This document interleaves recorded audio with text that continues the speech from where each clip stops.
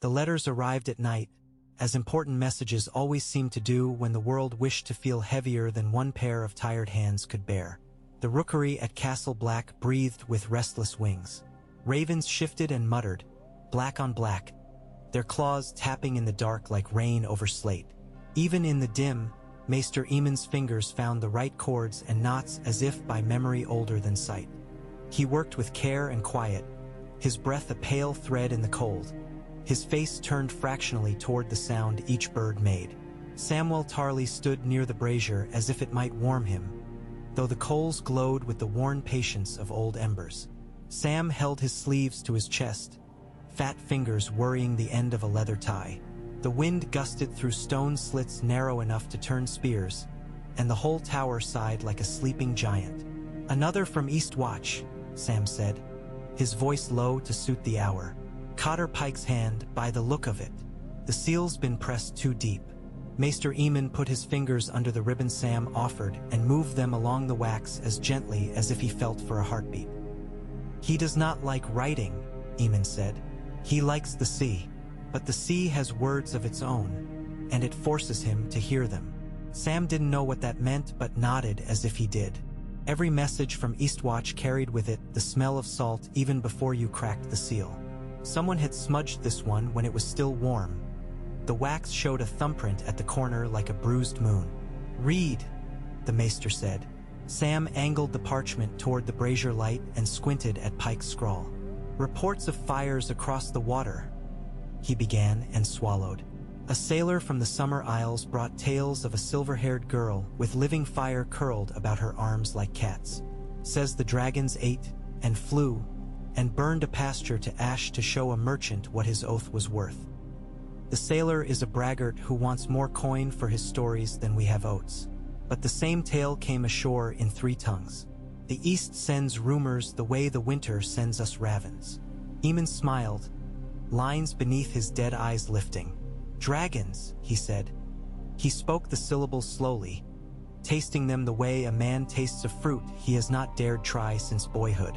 "Sam, do you know what hope sounds like when it puts on the voice of a liar?" "No, maestre." "It sounds like this." Sam's mouth opened and closed on whatever he had thought to say. The awkwardness that clung to his shoulders seemed heavier. The light threw him in chunky pieces across the stone. "The sailor gave us a name," Sam said, almost apologetic. "Daenerys. Daenerys Stormborn." Aemon stood very still. The tower hummed with wind and wing. "Bring me my desk," he said gently. "And the quill with the fine point, not the broad one that splashes. There are letters left that I can send before the world folds its page." Sam moved the small writing board to the window, fussed with the lamp until it gave a steady flame, and set the quill into Aemon's hand. The maester wrote slowly, the way a blind man requires that his long memory hold the ink steady. He did not need sight to know whom he would address. The Night's Watch answered to no lord, but it sent messages to all. "Do we write to the Lord Commander?" Sam asked. "We will give him a copy in the morning, and he will grumble and stamp and praise me for not dying overnight, as is his kind way." Aemon's mouth creased. "This one is not for Jeor Mormont. This one is for a girl who has never seen snow and yet belongs to it as surely as a star belongs to the night above it." Sam licked his lips.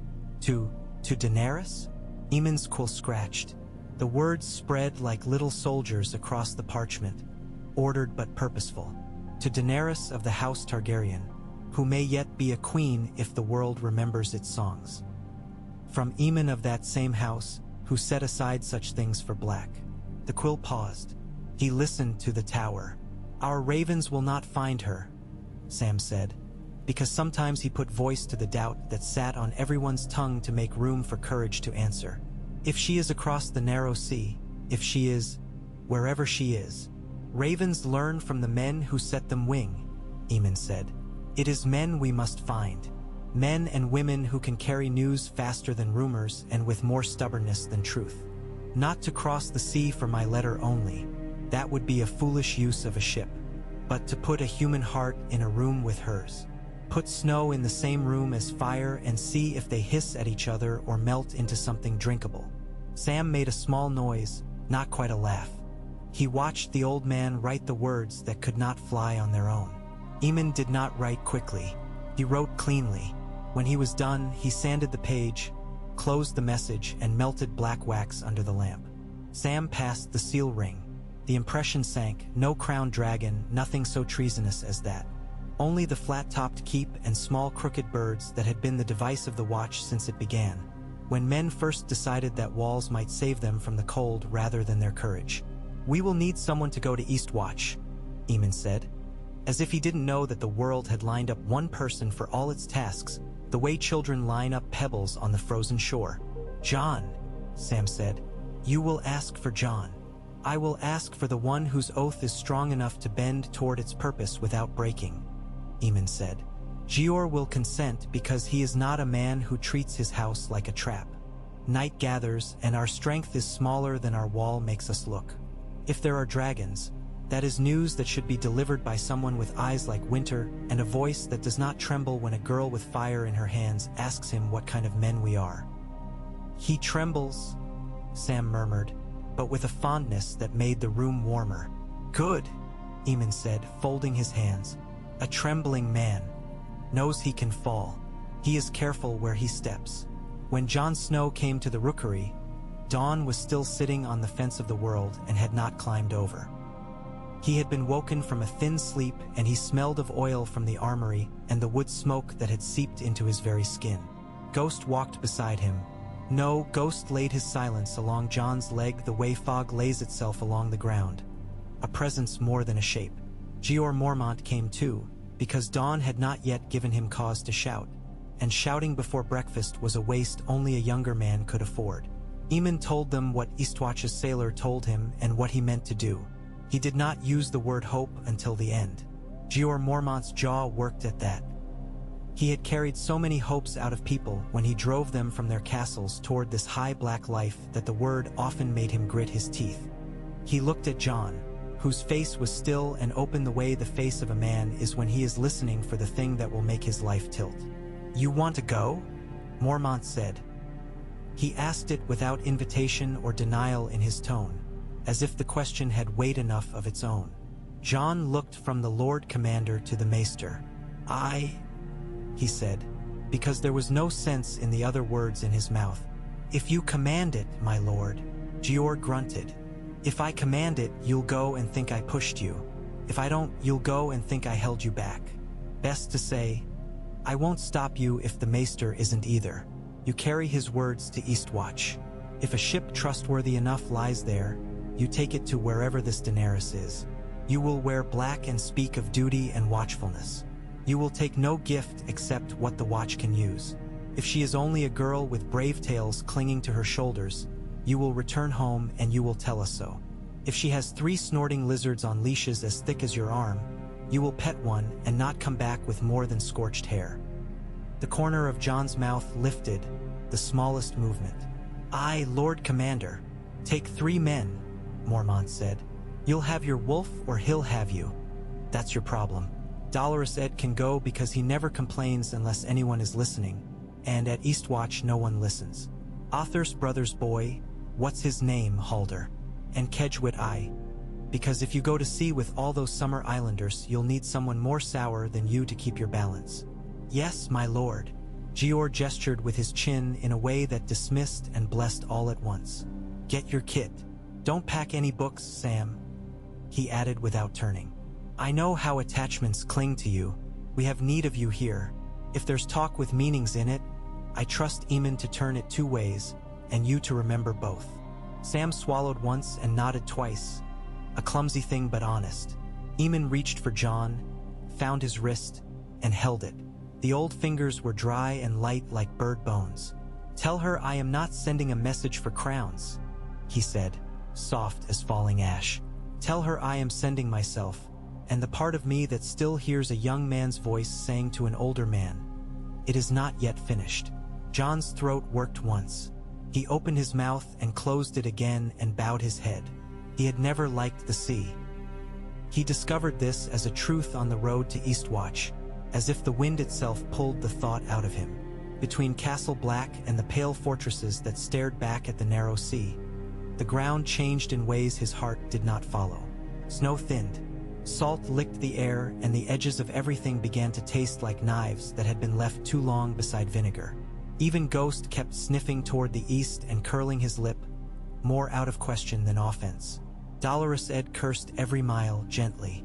"If I'd wanted to drown," he began. "You'd have been born a fish," Halder said. "I was born a man, and that's worse," Ed replied, with the air of a man who won with losing. "Fishes don't have to choose their food. They take what floats. Men have to pretend to like stew." Kedge Wid-Eye rode behind them and stared at the ocean whenever it came to view. He had eyes of the pale gray that men mistake for blue when they are being polite. He wore silence the way Ed wore complaint. He seldom took it off. Jon listened to their talk as he listened to wind and trees and Ghost's breath. They were young and not young, and if he was older than he had been, he was also as young as he would ever be. At night he lay under a sky with fewer stars than he liked and dreamed about a black tide that rose out of a forest and did not care for walls. Eastwatch breathed salt the way Castle Black breathed cold. Its towers were clean against the sky, all angles and edges. The war had not put its hand on them because the sea did not care about a boy's right to a chair. Cotter Pike greeted them with a beard stiff from spray and words that hammered like hailstones. He was a hard man with a harder way with kindness. He gave them a room with pallets that did not stink too much and food with fish in it because everything had fish in it. He let Jon stand on his bastions and look at the faint smudged line to the east where a beam of light cut the morning into two pieces. "The cinnamon wind," Pike said, pointing with a scarred finger. "Summer islanders. Sail like one ship is a chorus and the sea is listening. Worth the weight of 3 Westerosi tubs. They take coin, but they'll carry messages if there's sense in them. They've been as far as Karth and back. That strange place where men clap if you give them lies so pretty they forget locks and keys on their doors." "Karth," Jon repeated, tasting the name as if it might bite. "Aye, if your girl with the dragons is anywhere, she's in the city where everything is a story about itself," Pike said. "I can send you on.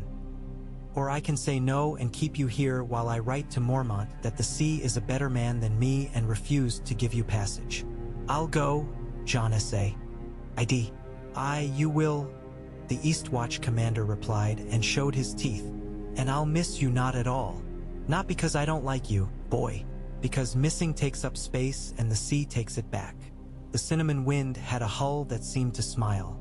Her sails were a rusty cinnamon color, the hue of bark peeled and drying. Her captain, Kuhuruemo, moved like someone whose joints knew the dance of waves. He wore feathers braided into his hair and rings on fingers that had not seen honest labor since he was a boy, if even then. He greeted Pike with solemn courtesy and then greeted Jon as if he were a poem the sea had written too slowly. "You carry old winter in your shadow," Kuhuruemo said, looking at Ghost with approval. "I like a passenger who brings his own silence." Jon tried not to smile. "I bring letters too," he said and showed the seal. Kuhuruemo only glanced. "I know the watch's mark. Your maester sends words like a man sends smoke when his house is on fire, and he wants the neighbors to see his shame before their walls burn also." Jon didn't correct him. He wasn't sure any correction would be asked for or heard. They went aboard. The sailors were dark and easy-boned and moved twice as quickly as their slow jokes made you think they might. The ship smelled of spice and oiled wood and the kind of neatness that comes from necessity rather than pride. They cast off. Eastwatch slipped away. The wall stretched its tall white body out of the land and leaned a little toward them, as if listening. Ghost put his paws on the low rail and looked back until the shore was a sketch. The sea opened. Jon discovered the way a deck moves under your feet is not like a horse or a storm or an enemy charge. It is like standing on a rumor and pretending you know where the hard words are. He held a rail and laughed once at nothing, and Ed looked at him and nodded as a priest nods when a boy finally understands the meaning of the prayer he has mouthed for years. "The worst part about a ship," Ed said, "is that there's no ground to lose and no way to get off." "The worst part about a ship," Halder said, dutifully volunteering another worst part, "is that you could fall into the sea at any moment at all. And if you shout, no one will hear because the sea is too busy swallowing to stop and listen." "The worst part about a ship," Kedgwit, I muttered after 3 days of being silent. Is the food. He glared at a bowl of something that tried to be a stew and lost. This fish knew better days. We're all fish with better days behind us, Ed said cheerfully. At night John lay on his back above the creek and sigh of a living thing and listened to canvas talk. He had seen maps that made this crossing look like a strip of blue between two shapes, as if a man could stride across in a good week if he didn't think about it too hard. The water went on without respect for that. When he fell asleep, he dreamed in cold colors. On the 10th day, he dreamed of a stone hall with a fire that burned blue and did not warm him, and a girl standing with a dragon coiled around her arm like a companion rather than a tool. This is what waiting looks like, she said, but her mouth didn't open. Her hair lifted as if something breathed beneath it. He woke to a soft thunder. Sea against hull. A voice calling. Kahuru Mo's steps were already halfway to the foredeck. John fixed his sword belt out of habit. Ghost pressed his broad head into John's palm, then trotted ahead, nails ticking. Kedge and Halder were slower, Ed slower still. They came up into sunlight that made John blink and swallow his surprise. The sky bent so high that it felt as though it might tip, and in the distance, like a mirage that had learned to hold itself together, rose a city. It was wrong the way a dream is wrong right up until you are in it. The walls were tall and pale, and rings of walls layered behind them. Gates opened their faces to the sea with jeweled arrogance. Towers shone. Ships lay like discarded needles along the quays. The air smelled of oil and citrus and something sweet that reached for the back of John's throat and would not let go. Karth, Kahuru Mo said from beside him. The greatest city that was, is, and will be if you ask a Karthine. They forget to end their songs sometimes. He leaned on the rail. And somewhere inside, you may find a girl who does not know how to leave a place she has outgrown. Those are the hardest to recognize until you are their mirror. Kahuru Mo knew his way to the right dock with the ease of a man who had done this so many times that the sea had memorized him. Men in light robes came and spoke with courtesy like knives. They bowed and smiled and kept their hands close to their bodies as if contact might steal their polish. John and his 3 companions followed the captain down into a world arranged like a tapestry. Bright, stiff, impressive from a distance. The sun struck the marble and made it glare. People fluttered like birds in fine cages that had forgotten they were prisons. John held the maester's letter in his inner pocket. He felt it through cloak and tunic, a square of responsibility against his skin. He looked at the men who looked at him and saw, in each flicker and glance and curl of a lip, a calculation being done. These were people who had learned to count beyond numbers. They brought them to a long, cool hall where the air smelled less of the sea and more of something powdered and dry. Shadows lay in stripes across the floor. Servants drifted. A man sat with rings on his fingers like a series of answers to questions John hadn't asked. He smiled and did not rise. Zaro Zoan Daxos, Kahuru Mo said quietly, as if the name were a port to be entered with permission. He has dined in more rooms than you have names for. The man in question performed a small ceremony of compliment and gnawed an invitation to be comfortable. John stood anyway. Ghost sat heavy as a promise. After enough words had been spent to make Karth feel like itself. Someone brought news that made a shift run through the room like a breeze that only the servants felt. She will see you, the servant said to John. The sentence had the kind of careful balance Karthine liked, a scale with measure and countermeasure set just so. See could be anything. You could see a beggar, a merchant, an enemy. You could see a dead man. Now? John asked, because some of the habits of the wall beat nonsense out of you, and he had been away only days, not years. Now? The servant said, tilting her head to let earrings catch light. They brought him through a doorway only tall men would notice, down a corridor with walls so white it reminded him of the wall itself, though warmth lay here like cloth, through a courtyard where a tree pretended it could grow taller than the building that had planted it. John's hand kept wanting to go to Longclaw, out of habit, out of reluctance to be at ease. They stopped at a door that did not want to look like a door. The servants withdrew as if on lines. The one who had led him glanced at Ghost and then at John. The wolf may enter if he will be still. "He will," Jon said. It was mostly true. Ghost had more stillness in him than any of them. He stepped into a room where the light came in as if reluctant to displease. For a moment he thought the warmth came from the way the cushions were set, the way the cloth hung in deliberate drapes. And then he saw the source. On a low table, coiled like well-fed cats, lay two small scaled creatures. One was the color of old bronze and forest depths. The other a pale cream with hints of gold that caught the light like a trick. They watched him with eyes too intelligent to be simple animals and too old to be children's tools. A third shadow lay in the far corner where the sun did not reach. Jon wondered whether the shadow belonged to something more than a curtain. A girl stood by the window. She wore her hair in soft loops, the pale of it like silk in winter light. Her face held the kind of calm that comes from practice rather than nature. She turned as he entered. He smelled something like lemon but richer. Her eyes were a violet that, in that light, looked darker, as if a dusk lay in them. "Jon Snow," she said softly. He had not given his name. He inclined his head. "Daenerys." She smiled and let the smile vanish like a trick. How easy to say, how hard to wear. She nodded toward the small low table. "They have eaten. They are lazy. When they eat too much they look like old men. You may come closer." He did. Ghost remained by the door. The bronze-green one lifted its head, tongue flicking out in a way that was not a snake's and yet made his mind seek that comparison. When its nostrils flared, a puff of something warm moved the hairs at the back of his hand. "I have a letter," Jon said, because if he looked at the creatures for too long, he might forget why he had crossed a sea.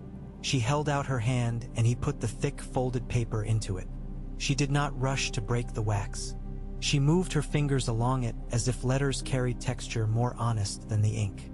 She set one finger over the watch's seal and traced its edge. "The wall," she said. "My brother said it was a story men told, so they would not have to admit fear openly. He said men made walls for the things inside them more than the things without. He liked to say things.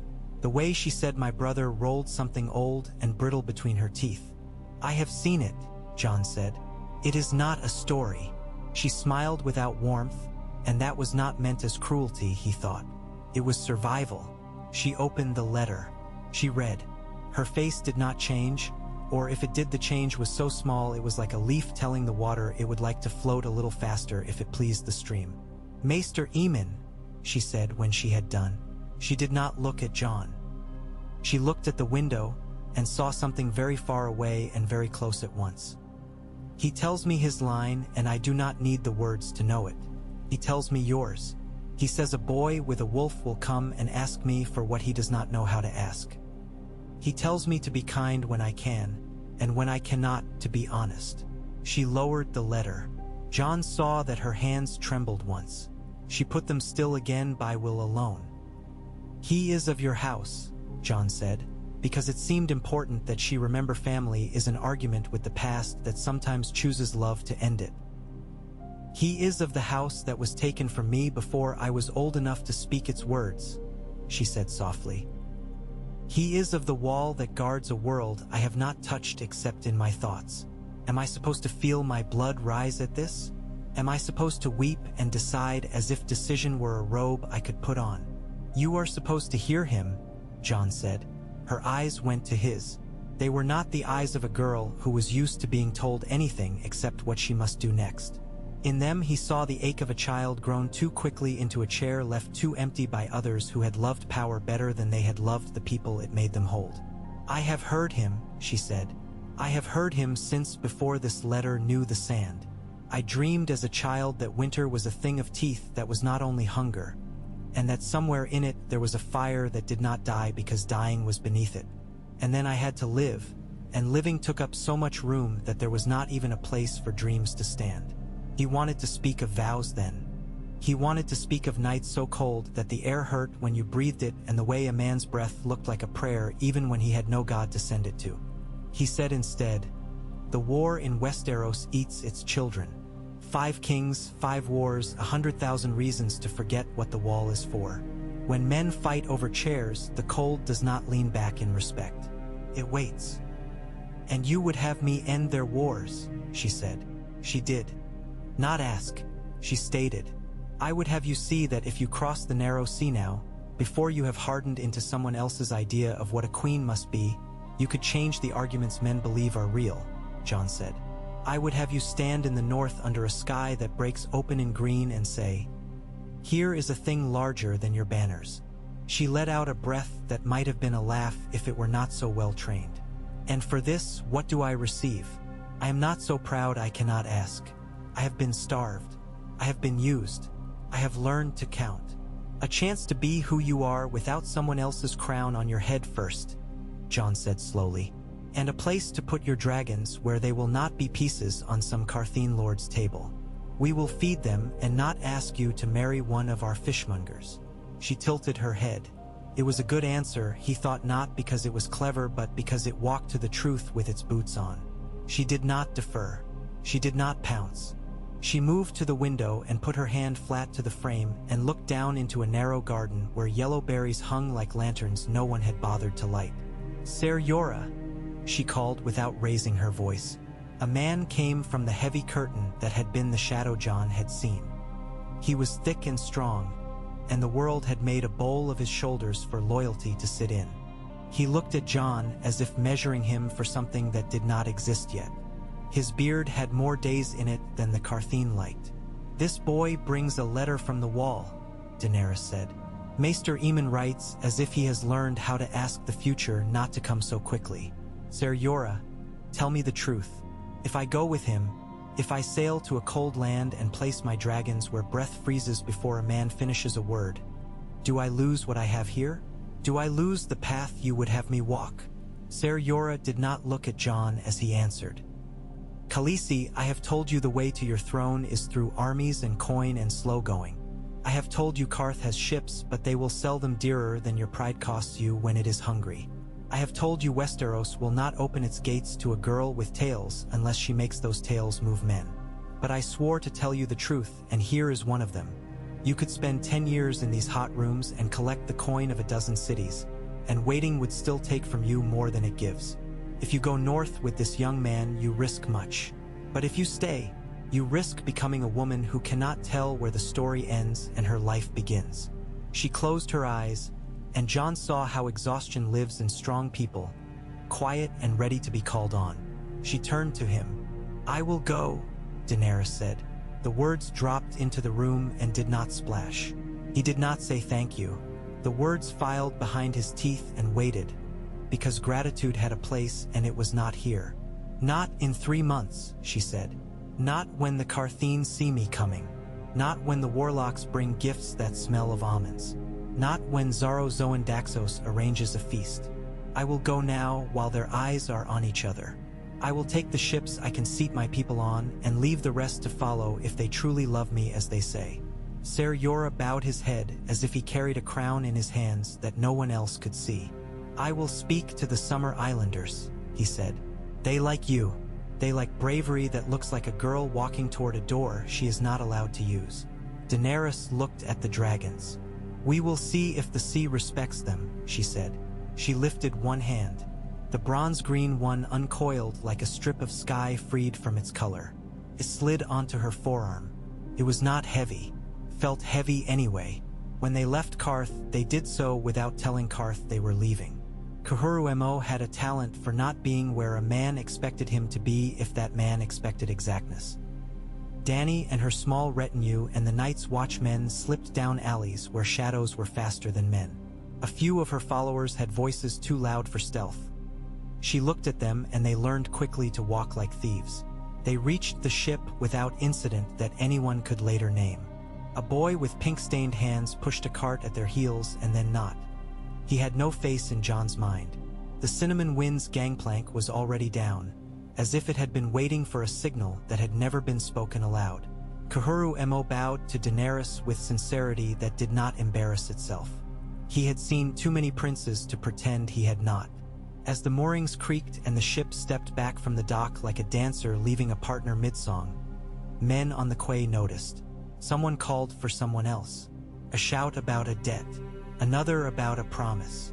Xaro's name floated like perfume and then blew away. A group of men with long knives appeared and realized too late that knives do not reach ships unless they learn to swim. On the second day out, a storm unrolled itself out of a low sky, spat at them, and went back to combing its hair. Jon spent it with rope in his hands and salt on his lips and a sense that fear was a narrow thing a man could walk.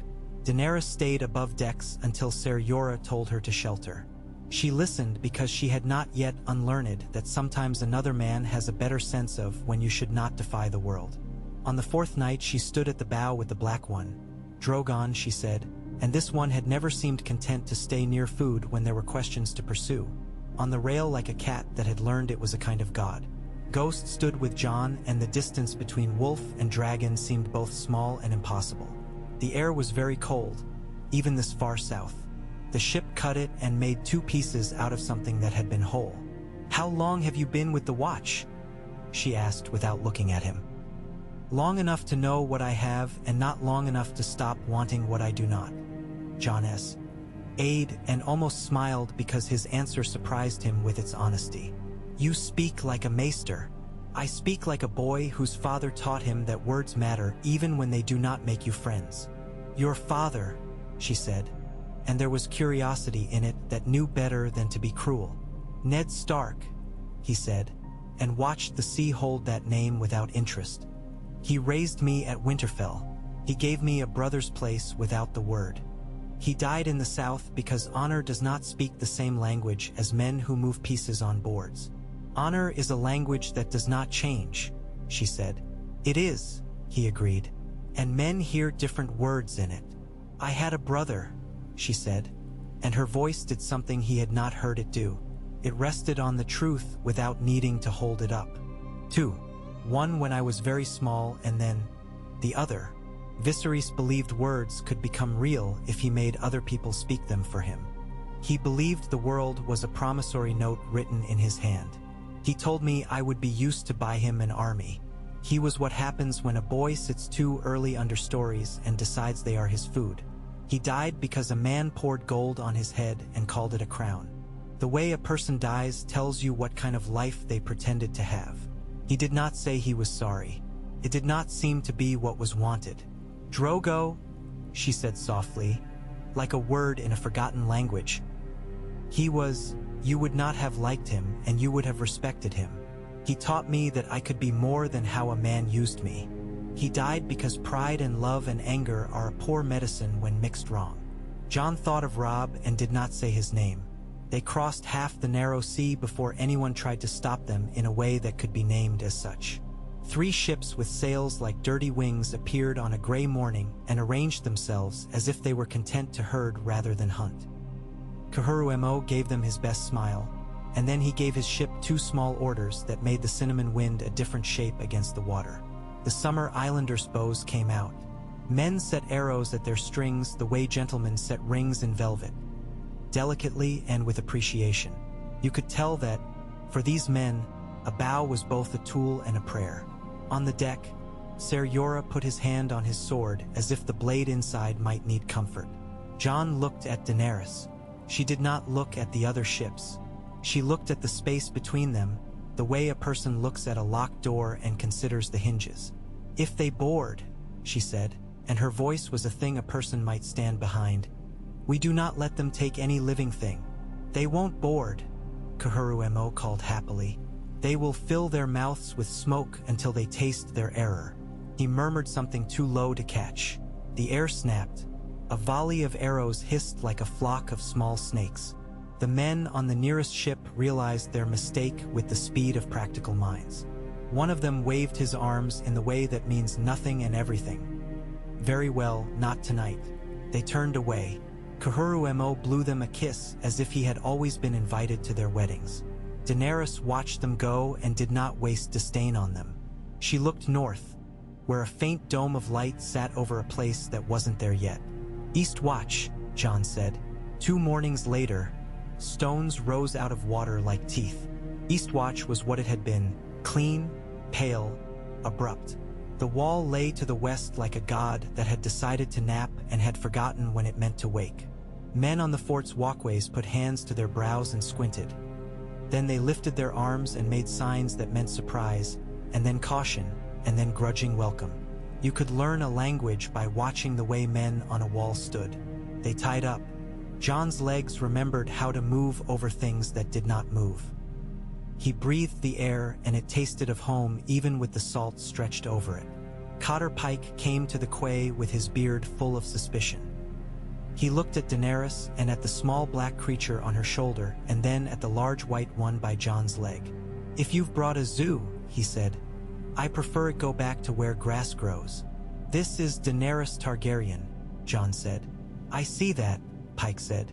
He did, somehow. He had survived on a coast long enough to recognize tides even when they wore silk.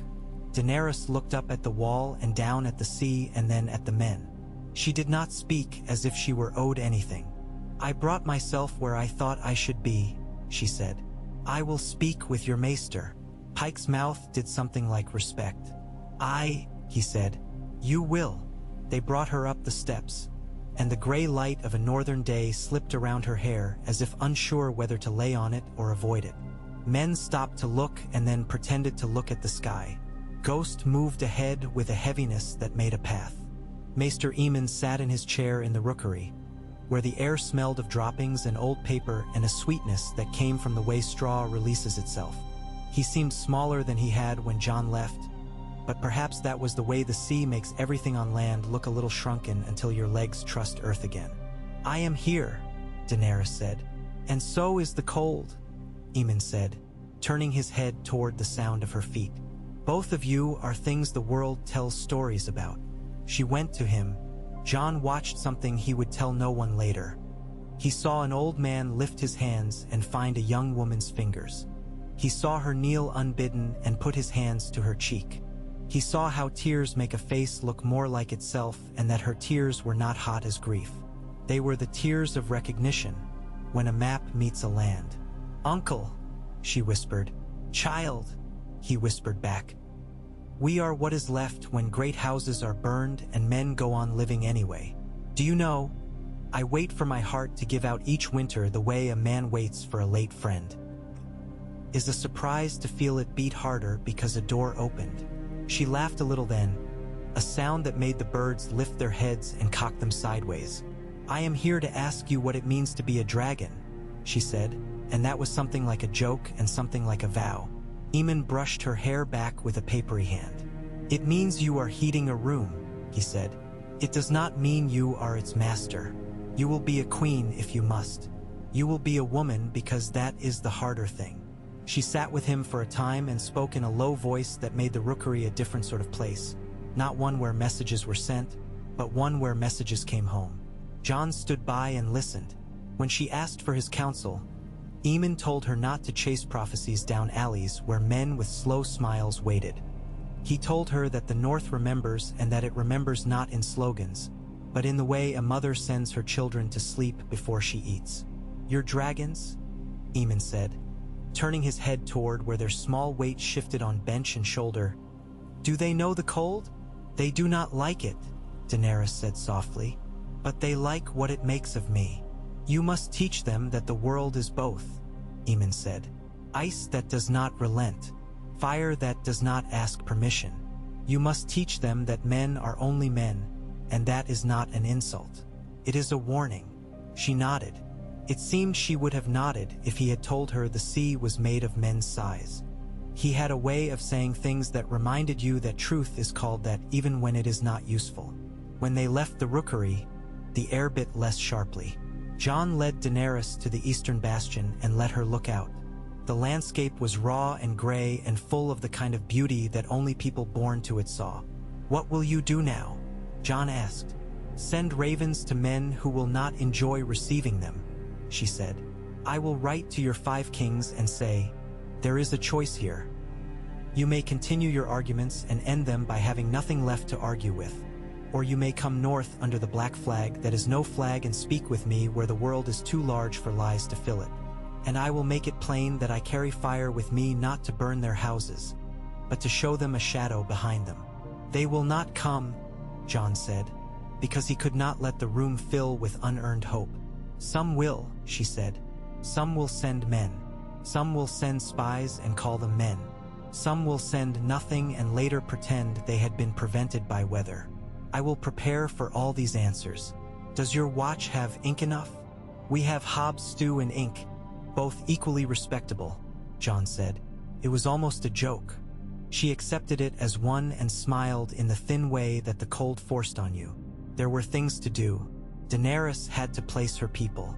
Space was small at Eastwatch, and the cold was not kind to those who had learned to sleep with skins thin as gossip. The Summer Islanders were practical and learned quickly that a warm wall is protection even if it is made of ice. They unloaded quietly. Jon watched men who had thought they had seen every kind of stranger watch men who were stranger still and make room for them because the sea had brought them rather than some lord.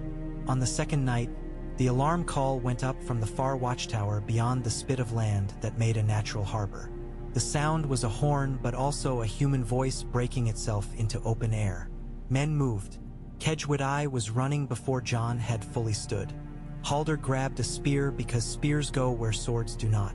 Dolorous Ed found Jon's shoulder with his own and said, "Bad news travels faster than good because good stops to be admired." "What is it?" Jon asked the boy who had brought the call. "Lights," he gasped. "Lights on the ice. And shapes. They don't move right." That was enough. Jon went with a dozen men at a run across the hard shore where rock gave a little underfoot in the way that says it is not the same thing throughout. Ghost was out in front and then nowhere and then at his side again as if distance were a trick he had invented. The moon was small and the sky clear. That meant the night had its teeth out. They reached the east watchtower and climbed. The men there held their horns like promises they might break. One of them handed a looking glass to Jon without words. He put it to his eye and found the cold bit his lids. He looked where the boy had pointed. There, a half-mile out over the ice pack where the sea had stiffened and the wind had polished it, something moved. The movement was wrong. It was both too smooth and too broken up. It was the kind of wrong that reminds your bones of stories you laughed at to keep your voice from shaking. "Whites?" Kedgwood said without looking, as if the word were a thing he had learned to say his whole life. "Drowned ones. The current brings them. The cold wakes them." Jon swallowed. He handed the glass along. "How many?" Kedge did not guess. He did not like to give the cold more dignity than counting wood. "Enough," he said. "Not an army. Not a test. A taste." "Fire," someone said. And all the men looked at Jon because he had brought fire with him. He did not hesitate. He turned and ran down off the tower and through the courtyards and corridors that made logic when your feet knew them. He found Daenerys at the rookery still, speaking with Aemon whose hand rested on the shoulder of a boy as if to say, "This is how to lean." "Come," Jon said. She came. Ser Jorah came because his body had learned to place itself where hers went. The small black dragon slid onto her shoulder and it felt like the room flinched. They went to the east wall where the shore reached out with stony fingers. "I can smell something I do not like," Daenerys said very softly. "I wish you had said something I do not understand," Ed murmured, because humor leaves last. They reached the edge. Men held torches and did not set them down because heat is a belief as much as a sensation. The shapes on the ice had reached the first of the rough places where tide and frost had made a ripple. A thing stood up out of the group that had been a man once. It had hair that moved in a wind that had not moved anything else. When it turned its head a little, light showed you a face that had chosen to keep its shape without life's permission. The mouth opened and something that was not sound came out. A boy made a small noise himself. He cut it short with his teeth. "Back," Jon said. "Do not let them touch. If one of them touches, he will keep your hand." The dragon went very still. It lifted its head and opened its mouth and made a sound like iron being struck. The other two came from where they had been kept, their claws ticking on the stone like a kind of rain. They were not large. They were not small either. They were fast and the world had not yet taught them fear as a useful tool. Daenerys lifted her hand. She did not speak the nonsense that men whisper to animals when they want to think they are in control. She spoke what sounded like a name for the thing the dragon liked the most. The black one's chest expanded. The sound in its throat changed. Then the air over the ice changed too. Fire is a simple thing when you talk about it in rooms. Outside, at night, on ice, it is something else. When it came out of the small black body, it was not the yellow of a torch or the orange of festival bread. It was the color of a sun that did not ask permission. Touched the ice and slid along it very quickly. The first whites did not scream because there was nothing left in their throats to scream with. They flailed and were not men and then were not anything except shapes burning. The ice hissed and complained and then stopped telling you what it felt. A smell rose that made a man think of old rot stirred. Men who had fought all their lives at walls stepped back. Ser Jorah put his body half a pace in front of Daenerys because habit is a muscle. The other two dragons breathed also. They were not as strong. Their fire was thinner and more giddy, as if it had no patience yet for the work heat must do. The green one's flame had a sound in it like a laugh. The cream one blew and blinked and seemed surprised at the way the world tried to answer. Together, they set a line of light across the ice that made the night retreat a little reluctant, like a courtier who thinks he might be missed when he leaves a room. The whites pushed against that line in the way waves do against a breakwater. The ones in front burned. The ones behind tilted their heads as if surprised they did not feel anything. They came and they burned. Once, something bigger moved behind them, something that made the fire waver and then push harder to compensate, as a man will push on a door that he isn't sure is stuck or just stubborn. Jon had a thought then that was not a thought, and which he put aside by force because sometimes the mind keeps you alive by not telling you everything. When it was done, the ice was a black slick that steamed a little. The shore smelled like a hearth after a winter day, and also like a graveyard turned in spring. Men lowered their torches as if the night had forgiven them for holding them up. The dragons settled, trembling a little the way a hawk trembles after it has killed. Daenerys had not moved her body for a long time. She moved it now. She let out a breath and it looked like steam and also like a confession. "Now you know our war," Jon said. His voice was low and did not expect anything. "This is a small piece. The large pieces move in places where there are no men to talk about them until they reach us." Daenerys nodded. She stepped forward and touched the black dragon's neck with the side of her hand, so as not to make him think she was gripping. He turned and licked her wrist and she laughed once, helplessly and without permission. "Write your letters," she said into the cold, into the sky that had decided to hold itself very steady in deference. "Tell them I have breathed fire on the sea and it answered. Tell them the girl they imagine is a rumor stood under a wall that insults mountains and did not ask who had made it. Tell them my dragons ate the night and liked it. Tell them I will sit with them and not burn them if they come. Tell them if they do not, I will come to them and I will bring the cold with me and show them how little their banners warm them." "They will not like that," Ed said softly. "They do not have to," she replied. The weeks that followed were full of ink. The rookery became a place of industry and cawing. Men who had hated the quill at 7 learned to admire the efficiency with which it puts into the world a thing it cannot take back. Daenerys dictated without haste and without poetic flourish. She told Stannis Baratheon that he had a right to a kind of righteousness and that it would be useless against what had no interest in the word. She told Renly Baratheon that charm cannot feed a wall. She told Balon Greyjoy that the sea would swallow his proudest halls as indifferently as it swallows a low man's net if he could not imagine a purpose beyond taking. She told Joffrey that thrones like his were made of broken swords and that their points all faced the one who sat on it more than the ones who approached. She told Robb Stark that she had stood beside the man who had been a father to him and that grief is a tool like any other and should be used as such, not worshipped. Jon watched her. He watched the way she asked Aemon questions that made the old man's mouth fold in satisfaction. The way she listened to men who had something to say and dismissed men who had only wanted to be near fire. He watched her walk along the ice and let the cold tell her a story of patience. He watched her laugh once at something Halder said about the way boots stick to ice when someone has been careless with a bucket. He thought about love as a word. He did not put it anywhere. One windless afternoon, he and Daenerys stood on the highest edge of Eastwatch and looked east. The sea lay flat and unconvincing. The sky was so pale that it seemed the world had been rubbed thin.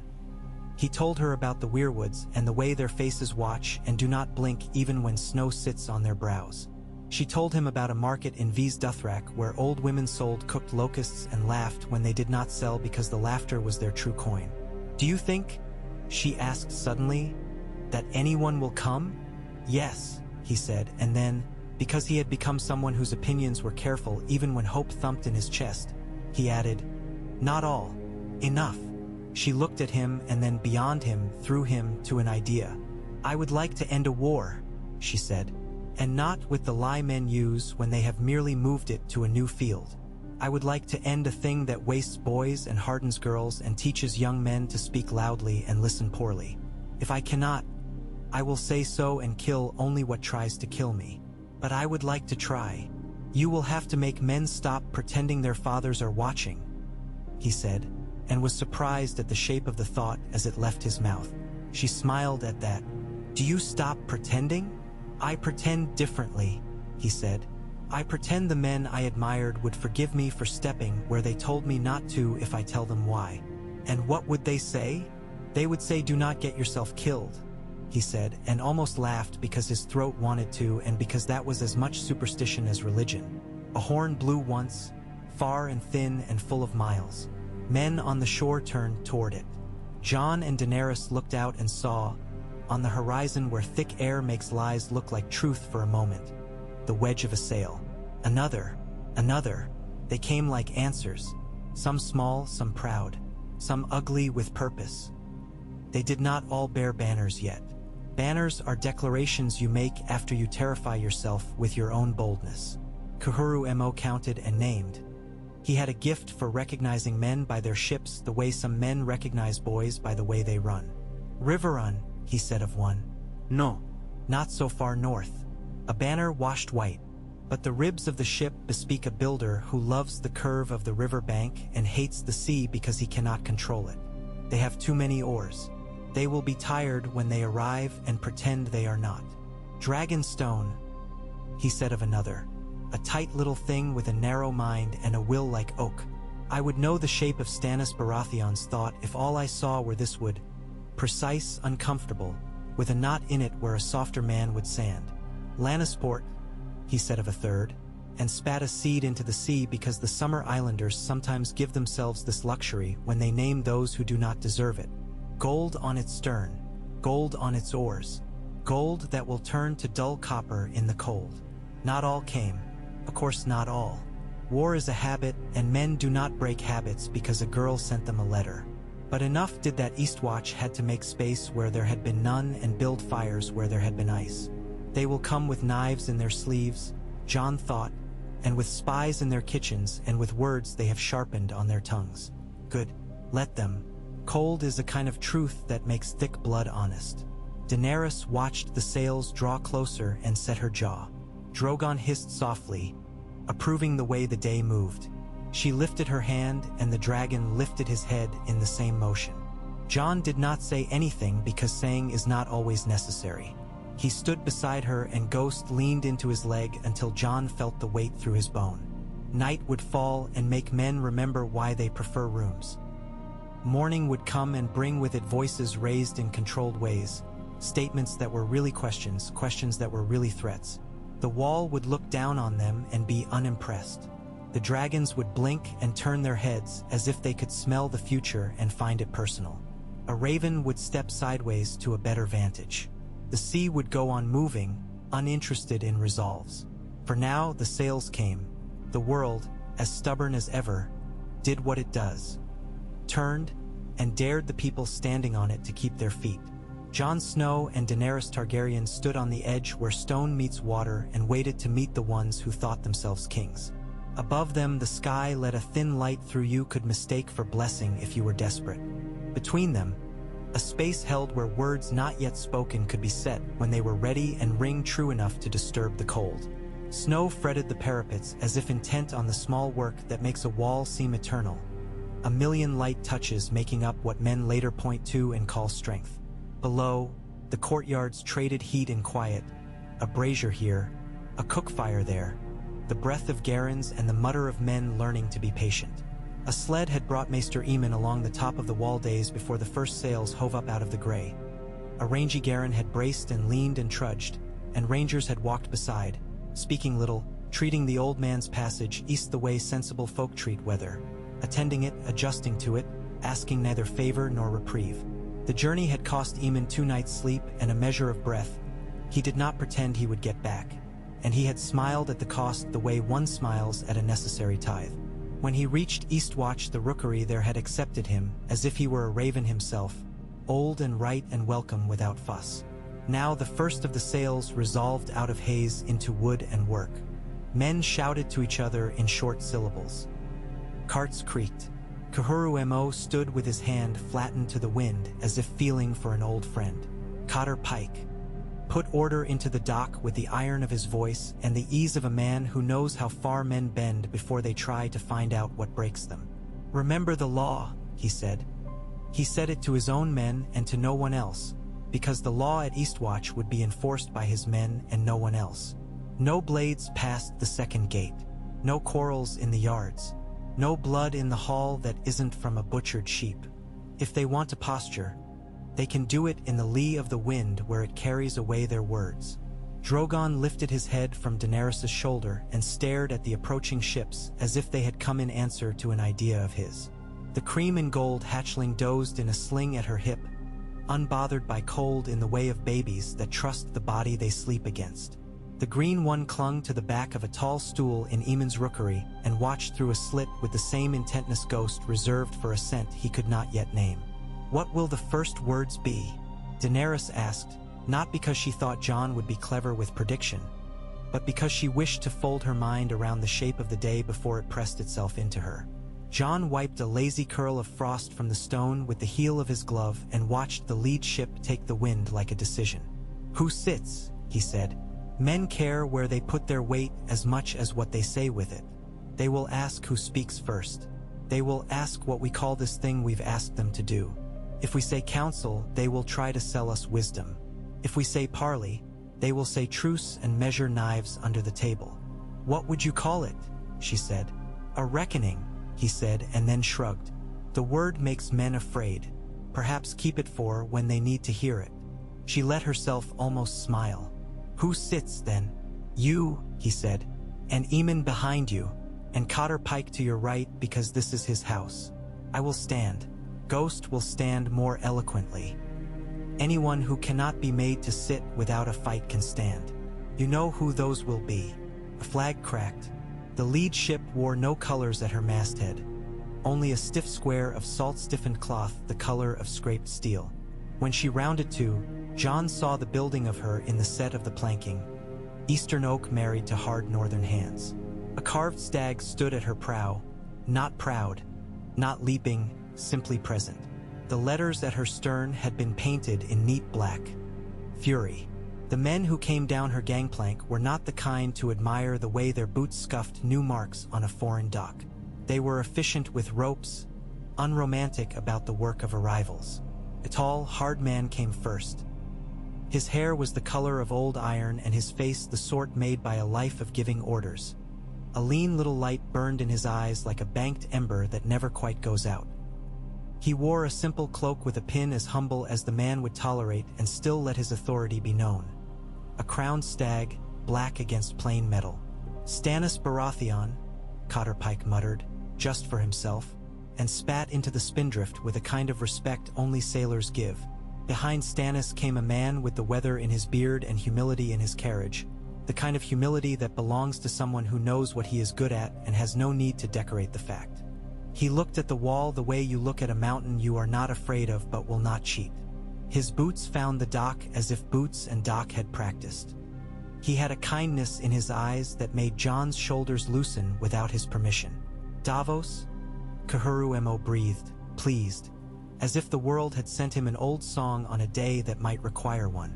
The third of their number drew the cold around herself as if it were a garment she had chosen. Red rode her like a banner. She walked with eyes that measured and discarded and kept. A priest's gaze that asks without seeming to ask.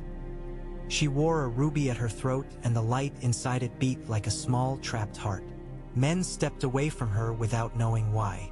Melisandre, Eamon said when she came into the rookery's line of sight a few moments later, as if tasting a word he had heard others say often. He tilted his head toward the heat of her. Red keeps its own counsel. Old snow keeps its secrets, she replied, voice even, eyes on Daenerys' shoulder.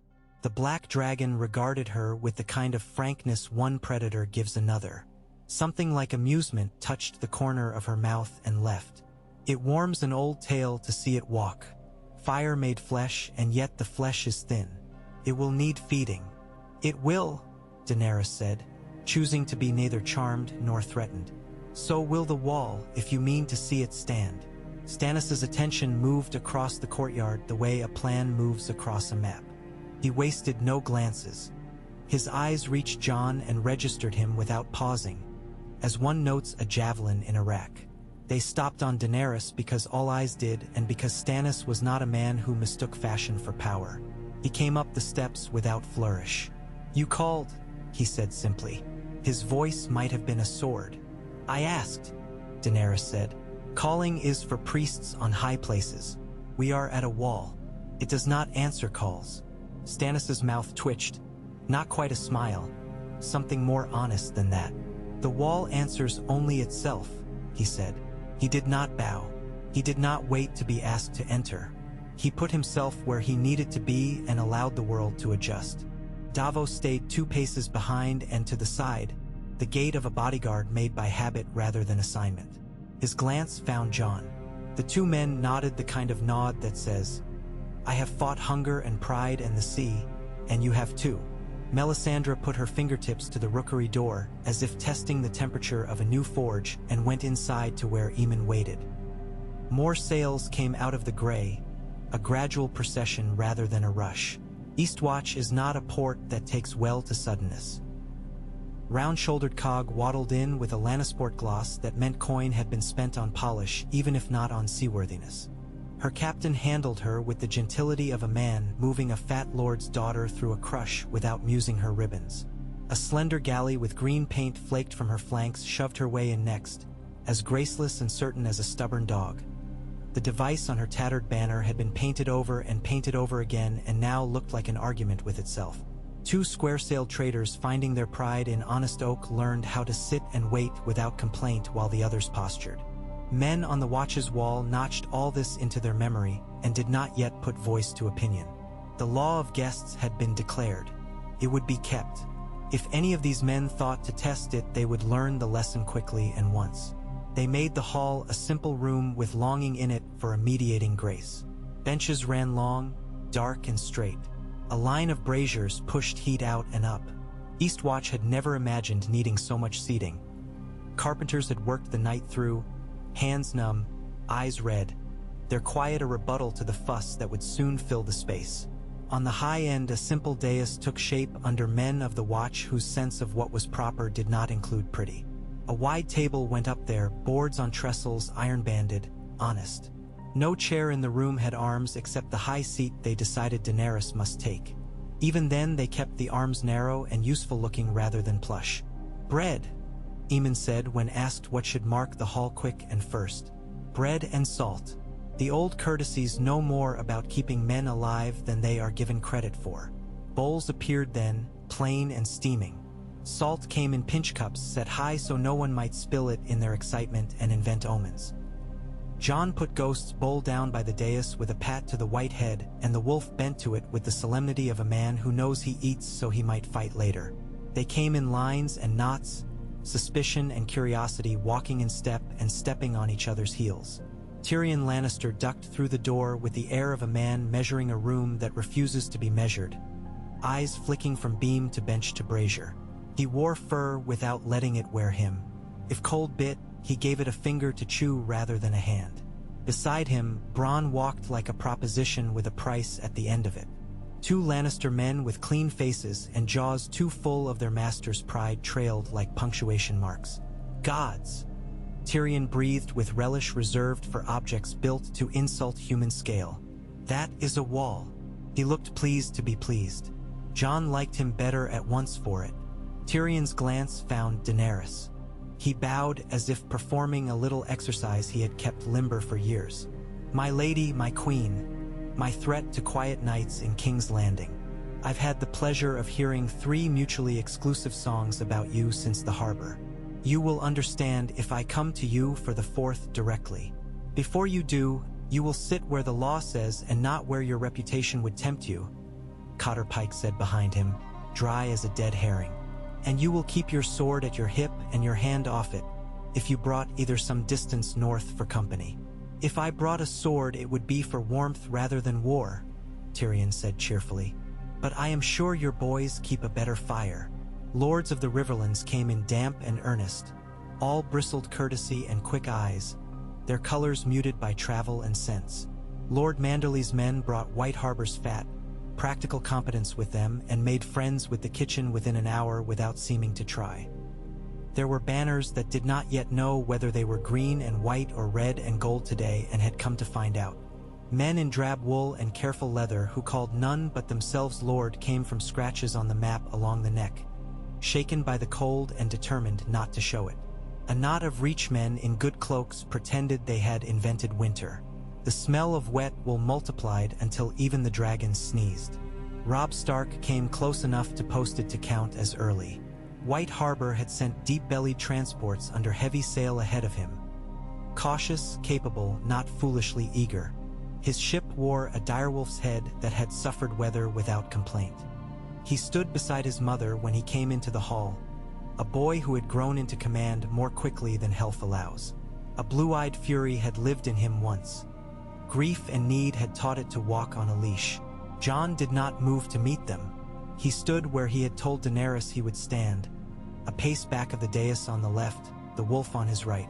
Robb saw him as a man sees a high fence he must decide not whether to climb but how. Catelyn Stark's face became for a moment the face of a woman standing at an upstairs window looking at the road that takes and gives. Then it became what she made of it each day, composure fastened over loss like a bodice over a bruise. "Jon," Robb said when ceremony let him. The word was small, and you could have missed the weight in it if you had not grown up beside it. "Robb," Jon said. He let the sight of his brother be sudden and absolute and then locked it away where it could not tamper with anything he owed. "My lady," Daenerys said, inclining her head to Catelyn. "Princess," Catelyn answered, cautious with titles because titles had so often cut her family's fingers. She looked at the dragons without gesturing, like a woman being polite to children who might not know whether they are allowed to touch the porcelain. Renly Baratheon made the hall remember color. There was something in him that bent rooms around its ease. He laughed and men liked the sound despite themselves. He brought Brienne of Tarth and Ser Loras like mirror and torch, the first a long fidelity, earnest and soldierly. Why, the second a flourish over a blade. Renly's cloak caught light and sent it back amused. When he saw Stannis already present, the amusement stayed and narrowed, like a river going under a bridge. "Brother," Renly said, doing Stannis the favor of family as greeting. "Lord Renly," Stannis said, doing Renly the discipline of the same. Between the two came the smell of a house that had known authority long and learned awkwardness with it. Baratheon pride rubbed Baratheon certainty and made a sound you could hear if you had listened for years. Asha, Yara to some men in other tongues. Greyjoy arrived with the salt at her back and laughter on her lips that did not need joy to be sharp. Her leather was the color of sensible sea, her hair bound without care for beauty. 5 men came with her and pretended to be only 5. She gave Cotter Pike a nod that said they could have been cousins if someone had misplaced a cradle once. "Your father?" Pike asked bluntly after he helped her get her men's axes locked up in a shed built for nets.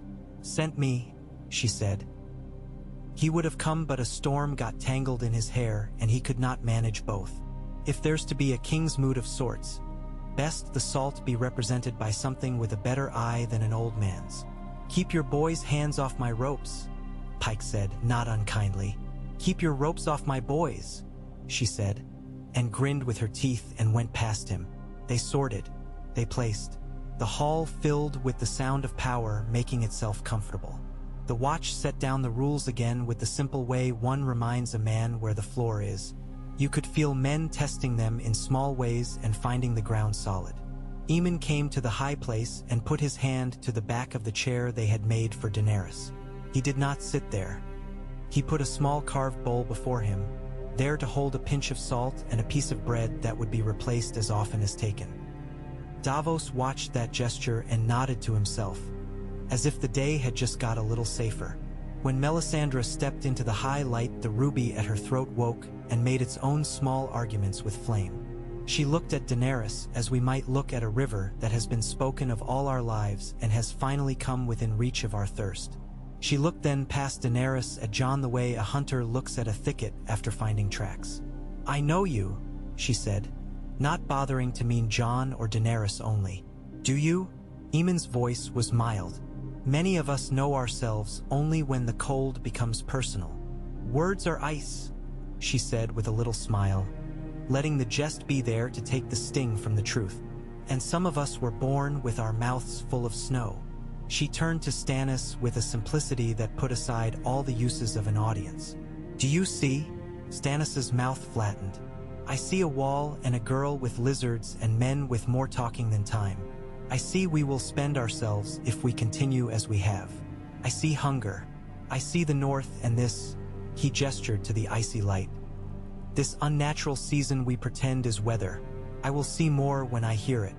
Until then, we will waste fewer words and more ink." "Good," Daenerys said and stood. The hall came down a notch into quiet. Her voice was not loud. It didn't need to be.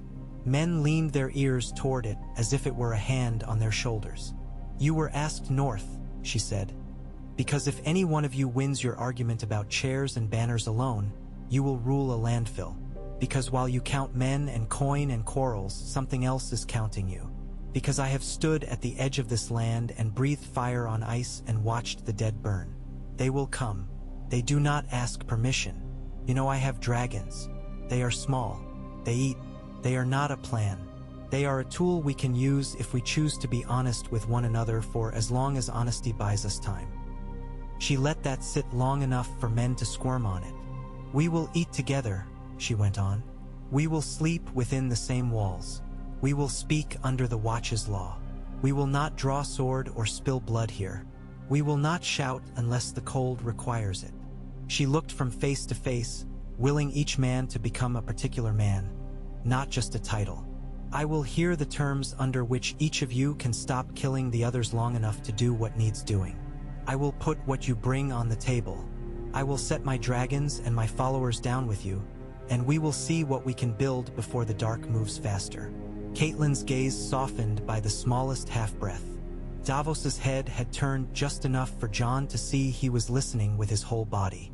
Tyrion was amused and attentive, a man who had come to be entertained by someone brave enough to be serious. Renly was charmed despite himself. Stannis was not charmed and not offended. He had come, and that meant something rare and valuable. "Words," someone muttered. "Words," Daenerys agreed. "Then food, then work." She sat. It mattered who rose first.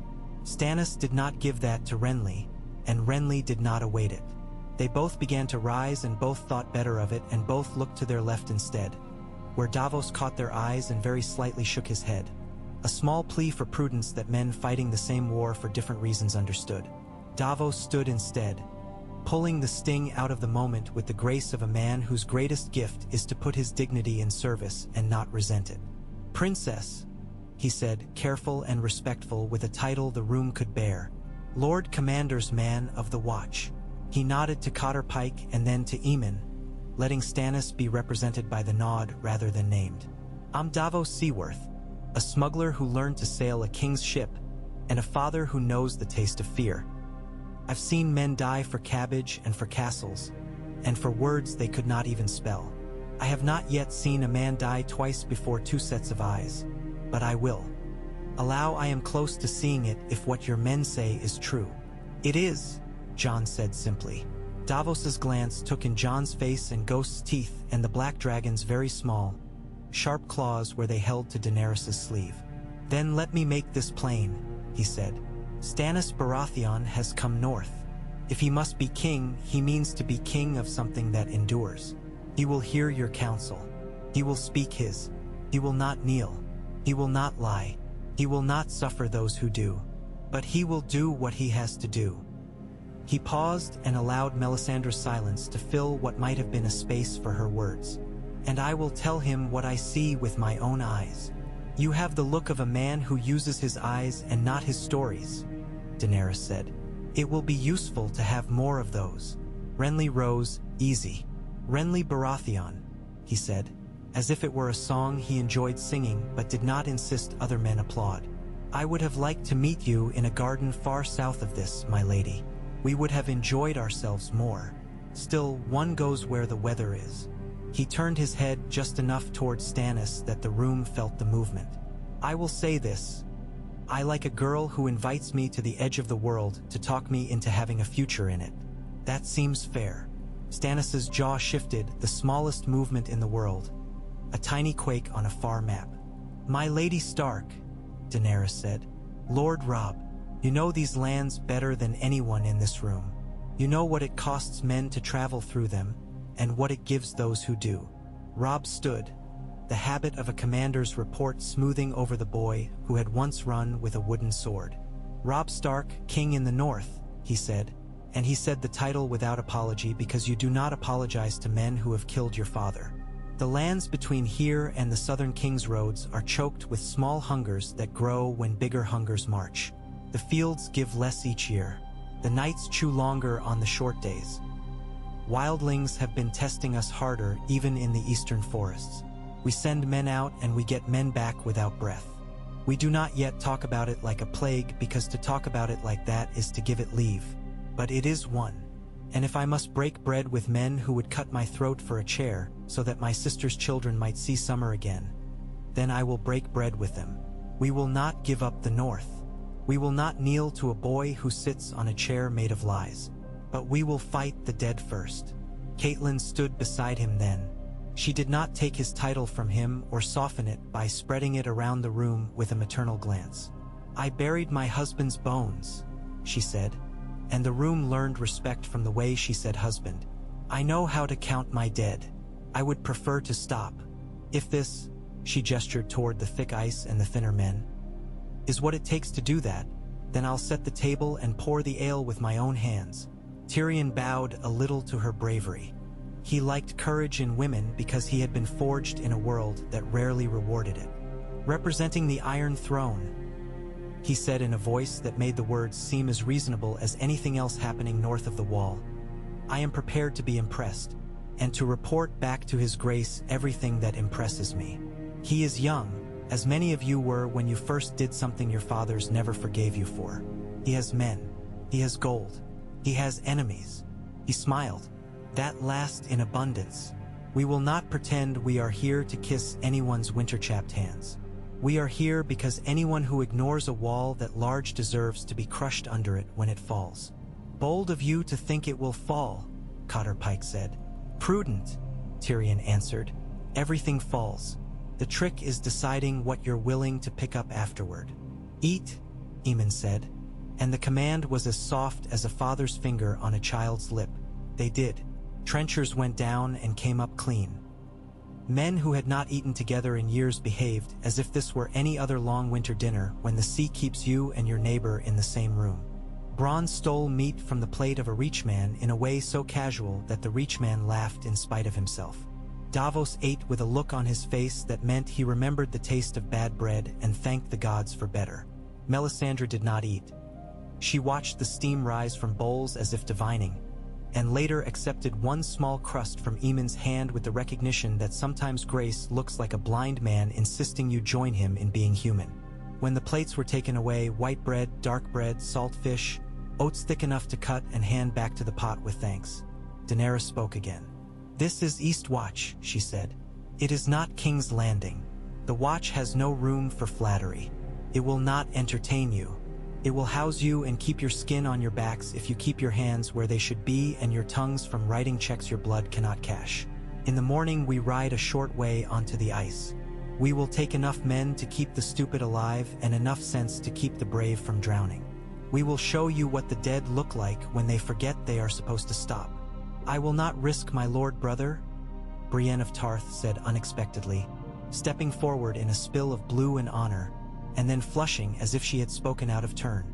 Renly put a hand over hers quickly, warmly, a gesture so practiced it did not look practiced. And yet, dear heart, you will step between me and what wishes me harm. You always do. You will not need to step in front of anything, Daenerys said, not unkindly, as if speaking to the idea rather than to Brienne. The sea brings us samples when it is in the mood, prefers to do so at awkward hours. We will use daylight and luck. Stannis' glance flicked to Melisandre, a question that had less to do with gods than with weather. She shook her head the smallest fraction, as if the day itself had already made its promise and would keep it. After we have heard the ice, Daenerys went on, we will talk about terms, land, hostages, marriages, borders, oaths, old wrongs, new needs. We will set them all out where we can see them. We will not settle them in a day. We will begin to see if settlement is possible at all. We will teach ourselves what the shape of peace feels like. You think this can be done, Stannis said. His tone made it not accusation but curiosity. I think it can be attempted, she answered. I think if we do not attempt it, we will look back from a place without food and wonder why we were the sort of people who chose our pride over our lives. Stannis' gaze cut to Davos and met enough approval there to make a man like Stannis feel justified in having come. His mouth did that narrow, almost smile again, the one men would mistake for scorn if they did not understand how difficult it is for some to practice joy. The hall stood and leaked away in little streams to courtyards, to preparations, to gossip, to edges where men would lean and piss and say new words about old enemies. Out on the parapet Jon stood a moment longer than he needed to. Ghost nosed his glove and snorted plumes. Daenerys came to stand beside him without making it a moment that required comment. You were right about the first words, she said. You were right about everything else, he said, because truth sometimes needed to warm its hands. Do you think Melisandre believes I am? She let the sentence hang. The words had too many meanings to pick one up. She believes what she can use, Jon said. It does not make her wrong about the dark. It makes her wrong about what gets you through it. What gets you through it? She asked. Men like Davos, Jon said, surprising himself, and women who do not flinch when it is easier, and wolves that do not ask why, and old men who put their hands on bowls of bread and salt and do not let go. And dragons, she said, not in boast but in promise that she would use every tool that had chosen her. And dragons, he conceded. Night did not fall so much as settle, the way a thick shawl settles around a tired back. Torches described lines through the dark for men who had never learned to love it. The sea made slow, thoughtful sounds, as if preoccupied. The wind smelled of iron and old stone. The rookery muttered. Eastwatch's birds had opinions even when there were strangers sleeping under their roof. Eamon slept as men do who have learned to hoard odd hours. The dragons slept in a heap of warm, stuttering breath and dry, ticking claws. The black on top, lord of a hill the size of a dog. Davos went to the parapet alone and let the cold climb into his beard. Melisandre stood at his elbow as if she had always been there. He did not flinch. Dangerous women had stood beside him all his life. Some had had knives. He preferred those. Will your God help us? He asked without preamble. He has given us fire, she said. We must decide what to do with it. You will forgive a smuggler for wanting a clearer answer. I will not forgive anyone, she said softly. That is not what I am for. He looked out at the black smear of water and thought of his boys. He had been afraid for them often enough that fear now was like a familiar ghost, less frightening for having a chair of its own at his table. We will need ships, he said to the night, and food, and men who can build things out of the materials at hand instead of the materials they wish they had. He smiled, bleak and real. In other words, we will need men like me. Men like you go first in fires, she said without cruelty, because you know their edges. A bell on some late-tide boat tolled once and died. The air did a small turning without moving. Below, in the yard, A boy laughed at a joke too coarse for the day and got cuffed for it and laughed again. Eastwatch breathed. Dawn came late and grudging, the way dawns do when the season is old. Men gathered with muffs and hoods and curses. They pulled boots. They ate hot oats from wooden bowls and blew the steam out of their eyebrows. Cotter Pike set out the order of the day with his finger in the frost on a tabletop and a bluntness that made Stannis look almost courtly. We go to the ice. We see if the seas brought us trouble. We'll carry oil and torches and whatever sense you brought from home. If anyone falls in, they can shout to whichever god they wish. It will not be the watch that goes in after them. If the dead stir, we do not allow them to touch us, and we do not indulge any man who can't keep his feet from being clever. If you cannot walk on clear ice, you should have stayed where your mother could spoon you. Men grinned. Men scowled. Men did the thing their faces are for. They put courage on. Jon walked the line and looked at the hands men had put on their spears.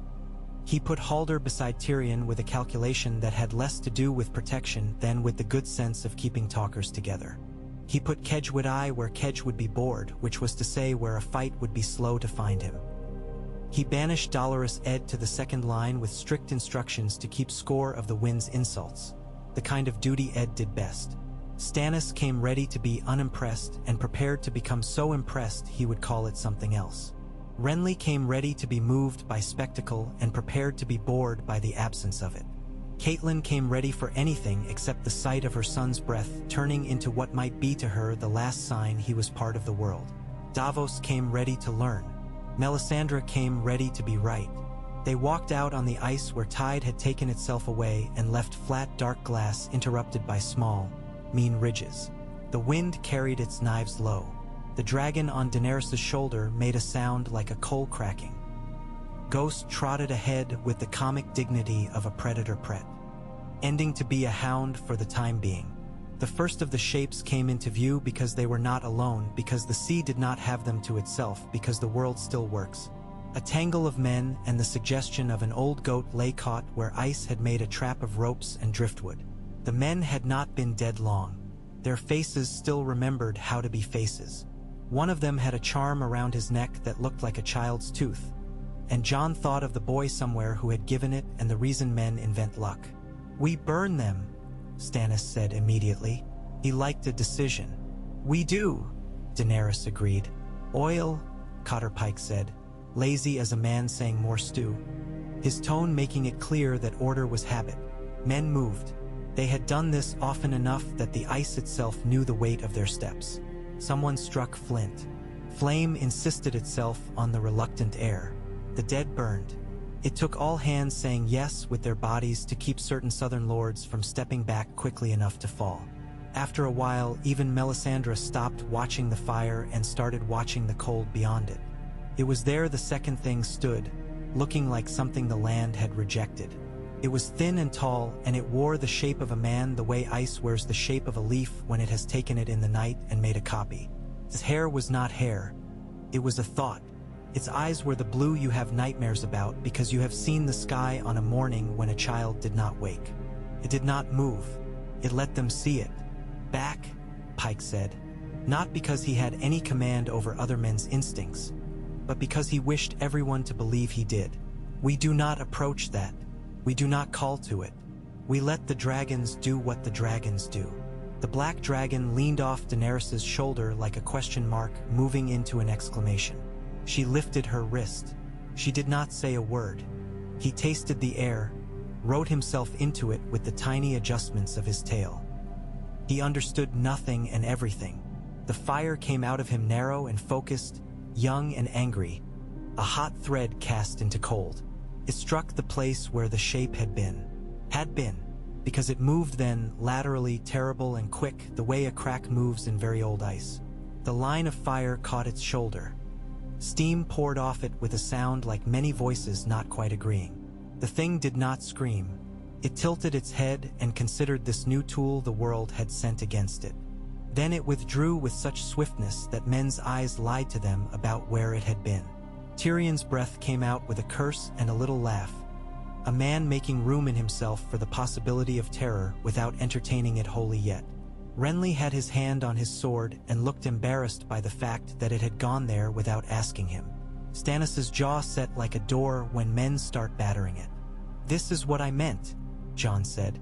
He did not raise his voice. Men heard him anyway. The ones that burn and do not know enough to be afraid, and the ones that watch and learn. The first are a tide. The second are the moon.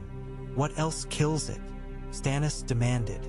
If the fire had missed. Dragonglass, Jon said, and Valyrian steel from stories. Arrows slow them only when they carry fire. Blows kill only when they carry heat enough to forget what they are. We need fire wherever men stand. We need the kind of men who can keep their feet when they are afraid, which is all of us if we are honest. Melisandre's lips moved without sound. She was not praying. She was counting. The ruby pulsed. She blinked and seemed briefly young and then not. "It knows you," she said to Jon. "It knows heat," he said. But the truth of what she said stuck like frost on beard hairs. "It knows you." They went back in good order, and that itself was a grace. A man fell and slid and would have been grabbed by 3 men if it had not been for Pike's well-chosen earlier threat. As it was, he floundered and swore and found his dignity somewhere around his knees and received no help from anyone but himself. In the hall they warmed themselves without shame. Men who would mock another for seeking a brazier's edge earlier in the week now stood with their shins stinging and their hands held out like beggars. The watch poured mulled ale, not because anyone deserved it, but because it makes men talk at the right speed. Terms, then. The word came with the same weight as bread, as meat set down with the knife still in it. Daenerys took the high seat not as a queen, but as a woman about to teach herself a difficult dance. Aemon sat behind her. Stannis took a bench left of center and did not think it concession. He did not think of it at all. Renly and Catelyn took the right. A reminder that charm and practicality often share a table when murderers are not invited. Tyrion placed himself where he could see most faces and be seen by few. "Lines," Daenerys said to begin, "because men like to draw them and see who steps over. The North for the North. The Riverlands out of Lannister hands. The King's Road as Truce Road. Hostages. Wards," Catelyn murmured, not to soften. "But because language is a tool and one may as well use the right one. Wards," Daenerys revised without losing a beat, holding Catelyn's gaze to acknowledge the debt. "Taken from each side in pairs and placed at White Harbor and at Dragonstone for the seasons it takes to make trust where there is none. Bread for the poor without tax at the gates of King's Landing, Storm's End, and Winterfell when it rises again. No reprisals in the first moon for old grievances." The phrase, "hang," Robb said bleakly, and his mother's hand closed on his sleeve under the table. "Will be dealt with as the North deems fit," Daenerys said instead, and the room wheeled to stare at her on that point, and then accepted that she would say honest things whether people wished to hear them or not. "The Iron Islands," Asha said from her bank. Kicking a leg out and inspecting her boot as if the state of its soul might impact the fate of nations. "Will retain their rocks and their fish and their habit of having more pride than sense. We will not bow to a wolf, we will not bow to a stag, we will not bow to a lion. But we will not burn your coasts. If you give us what the sea takes from us in bad years, grain and timber not the rotten kind. We will give you ships in their turn, and men who can make a line in a storm mean something." She looked at Daenerys as if testing. "You will not ask for my father's head unless you want me to bring you it and then announce myself queen." "You may keep your father," Daenerys said bluntly. "For now." Asha laughed, surprised out of herself. "I like you," she said, as if pleased and trying hard not to show it. "Gold," Tyrion said, steepling small fingers under a nose red with cold. "Always gold. Casterly rock can produce more of it than your bad dreams can swallow. The crown's debt can be called a king in its own right. We spend and the world braids chains for our wrists. I propose we make a virtue of our flaw. We will fund grain shipments north for 2 winters without tally. In return, no Lannister man will be killed south of the Trident for bearing the name only. Crimes are still crimes. Names are not. You will move the money to buy the good opinion of those who hate you," Stannis said. He might have meant it as scorn. Came out as observation. We will move the money to keep children who do not care where it comes from alive, Tyrion said, shameless and correct.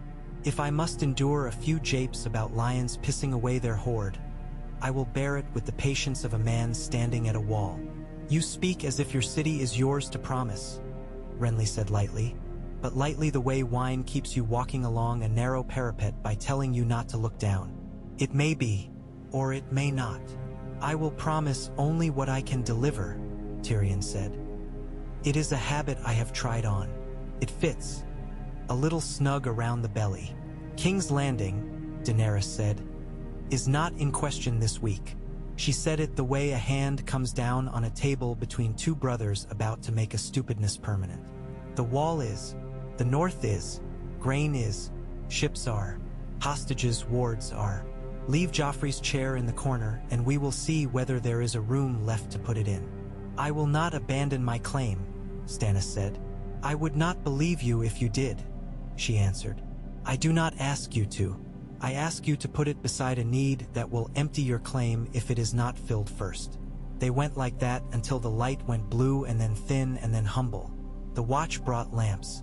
Men's faces changed in strange ways in the small circles of light, old enemies made new by shadow. Davos spoke little and listened much. He folded into his memory the sight of a queen with dragons who did not wish to be queen today, and a young wolf whose eyes kept falling to a man in black with a white beast at his knee. He filed away for later the way Renly took the measure of the room and turned it into a song only he heard, and the way Stannis stared at problems as if they were nails he could persuade to be planks by application of will.